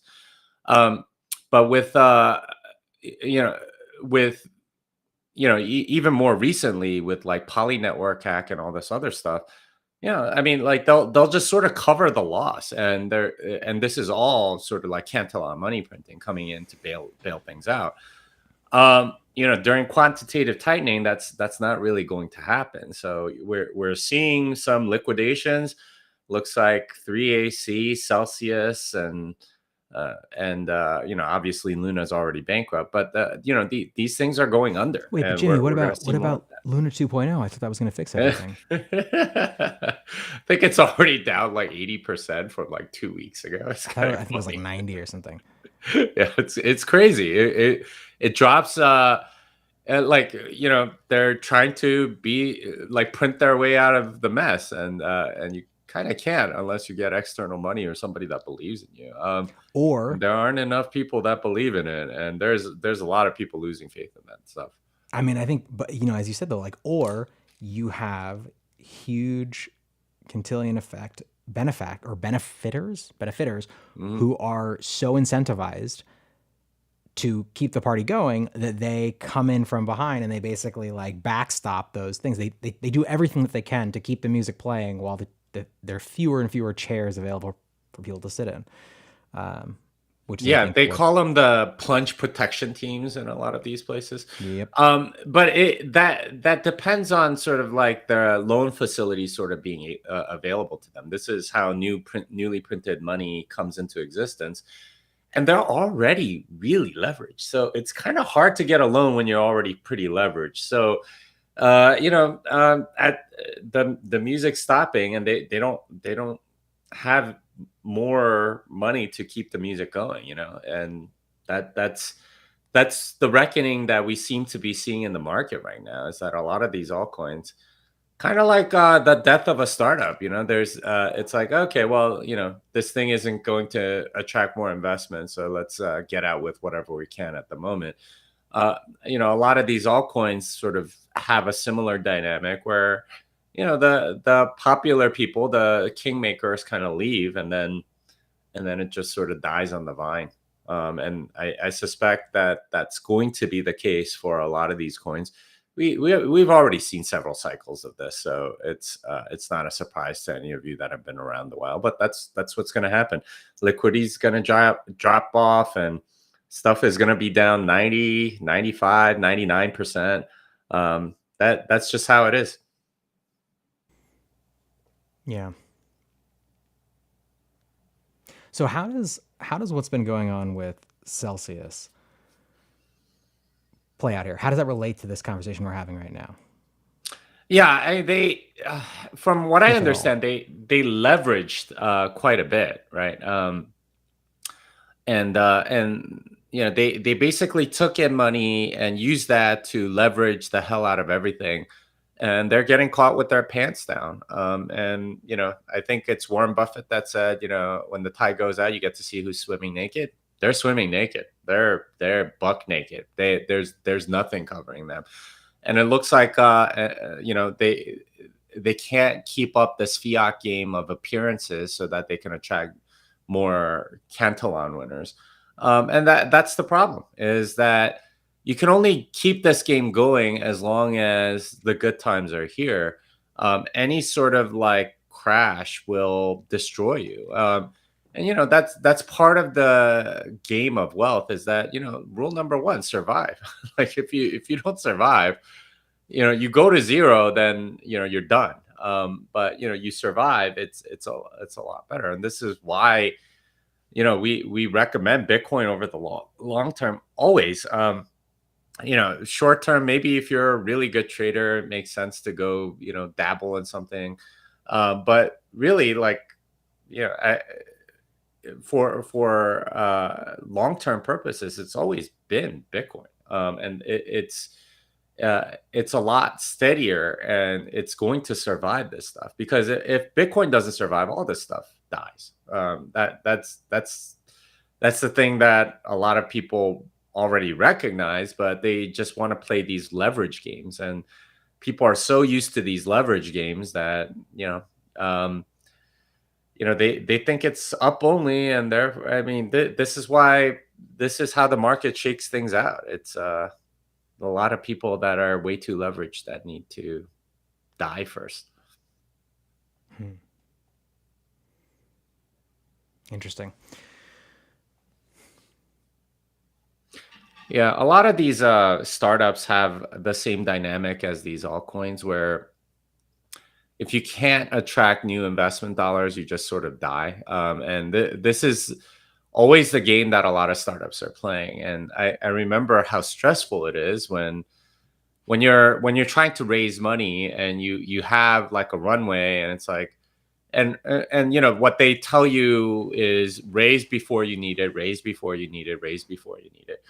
And companies try, but oftentimes, like, the market doesn't cooperate. So you get a downturn when you need the money or whatever, and it doesn't work out. And what you find is that the startups that survive are not at all about whether or not they're providing a good or service to the market. It's about how good they are at raising money.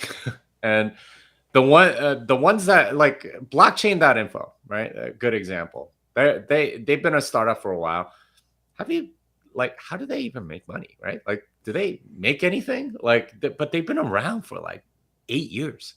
Oh, but Jimmy, What they the provide hell? a service, a unique service that no one else can provide. It's a blockchain explorer on a public blockchain.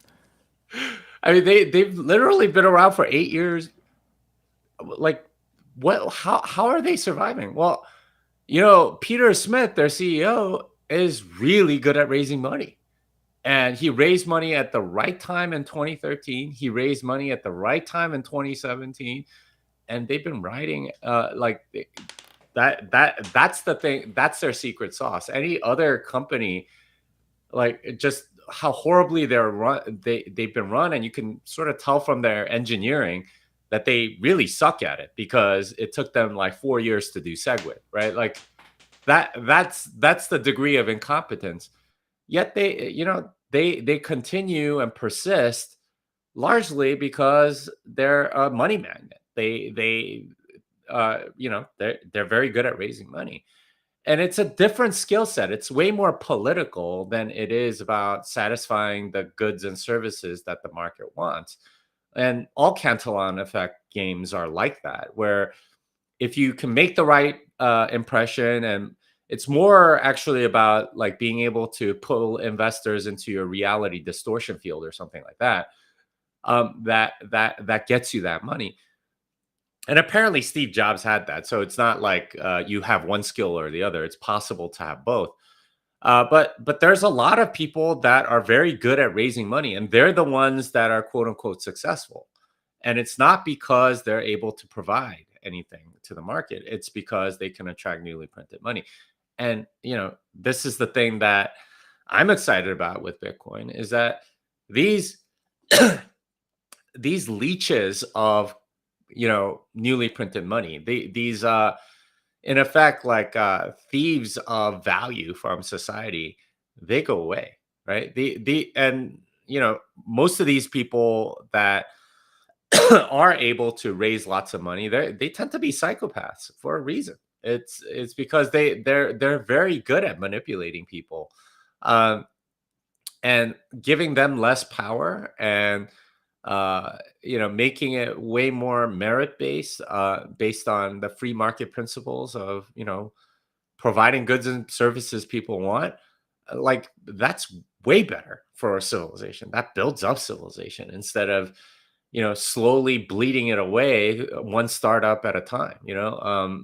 If, if you think about it, every startup is bleeding some value from people, from the rest of the world that is was essentially stolen from them. And you get your free lunches at your startup cafeteria on the backs of the North Korean that can't afford their lunch because the dollar has been debased. Well said. Well said. So I want to go through these your top 10 list, which is hilarious to me. You said 10 reasons your startup ran out of money. 1, your founder just sucks at pitching. Totally true. Again, we're talking about this fiat game. The goal is to create the perception of value rather than the actual value. 2, a prominent VC firm passed on you, which is really just a way to blackball your company. Again, dead on. As you said, investors are just looking for who has already jumped in on this and who is going to backstop it if something bad happens. 3, you hired salespeople that started promising perpetual motion machines. Again, same thing. 4, those programs you hired at $250K per year turned out to not be as good as their salaries. 5, your company of 30 people somehow had 5 human resources personnel. 6, the consultant you hired to accelerate your growth took the money and only accelerated your spending. 7, you got locked into an expensive lease because VC firms wanted you to project success. 8, your customer acquisition cost was $1,000 per user. That is extremely common. 9, you hired your vice president of marketing from a traditional company. And 10, Fang kept hiring away your engineers. As usual, you're dead on. Yeah, it's unfortunately too common, and I've seen all of this stuff, like all of the weird incentives of startups sort of play out. And it's weird because that's a large part of my corporate working life is working in startups. But I think I have to recognize at this point that that's not normal. This is largely, so much of it is infected by fiat money, newly printed money, by Cantillon winners that I've been living in many ways in a privileged position. And that's, that honestly makes me feel a little guilty. I think you had Alex Gladstein on before, and he and I talk about this all the time, how, we grew up in the West with the dollar, and we don't realize just how much financial privilege that we grow up under. As a programmer, I don't think I've really recognized sort of like the Cantillon privilege that I've had in the jobs that I've had, because so much money was being printed that the demand for my services exploded, not as a result of them being useful to the market. I mean, of course, there are parts of it that are, but it's gone well beyond that because of this need for tech startups. And, I mean, to some extent, it creates sort of like an artificial demand and a larger salaries all over the place for that reason. Now, that's not to say that it wouldn't get there in the free market. I'm sure it would for some people, but I suspect that a lot of the money in the startup space is there because the startup space is very good at attracting newly printed money. So I don't know. Morally, it makes me kind of hesitant about like what's been my life up to this point, kind of thing. Because like, okay, have I actually provided value? And this is something that I think as Bitcoiners, we have to think a lot about is, am I actually providing value to anybody? And, obviously there are, bullshit jobs and stuff like that where you're not providing any value and should really rethink what you're doing if you're doing that. But even jobs like programming or whatever that you might think are actually value providing, I think if I'm really honest with myself, a lot of it is actually like inflated by Cantillon effects. And it's, I didn't necessarily deserve a lot of that, and I was the beneficiary to a large degree. Interesting. I think we leverage the advantages that we are presented with to the hilt, and then do everything we can to improve the world around us. It's the only solution I've come to myself. But Well, I think if extremely you subjective, concentrate on providing value, you'll be okay. And that's almost always the first thing I ask when people ask me to do something is, okay, how am I adding value here? If it's just my name and likeness, then that's not really adding value. And I want to make sure that whatever value that I'm adding is not just sort of like reputational or sort of like statusy, because that's the Cantillon game. This is how you attract new money, by leveraging the credibilities of other people. Instead, I want it to be about the product or the service, and I want to make sure that I'm providing value there. And if so, then okay, yeah, then it makes sense for me to be involved in some way.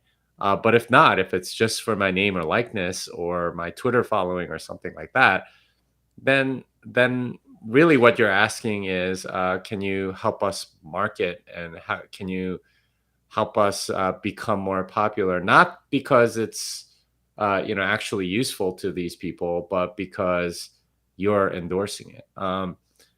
And that makes me much more hesitant, because I mean there are effects like that, of course, but that's not really adding value. I want to make sure that I add value, and this is something that I encourage everyone to think about. Like, where are you adding value? How are you making people's lives better? Because we know, for example, altcoins don't add value to anybody, right? Like all these tokens and all these supposed services, they're not doing anything. All it did was create more leverage and stuff like that to make it worse, make their their wreckedness much worse. It just turned a lot of people into rent seekers, and that's where we don't want to be, because that'll make your life ultimately miserable. Yeah, I could not agree more. All right, I think we'll close it out there, unless there's other things that you want to dive into in relation to this article, the things that are happening in the world around us today, or anything else. What do you think? Well, I think that's a good place to stop. I've already ranted enough on like all the stuff that's happening, and how this is right. What we're going through right now is more or less 2008 again, except without all the bailouts. So, we'll see how long it takes to unwind. But yeah, I think it's going to make a lot of people's heads spin. All right, my friend. Well, thank you so much for joining us. If you do not already follow Jimmy Song, follow him on Twitter. He produces incredible content. He writes a weekly column on bitcoinmagazine.com, which you can check out. Links will be in the show notes. Give him a follow. We'll see you tomorrow. Thanks so much, everyone. Later. Adios.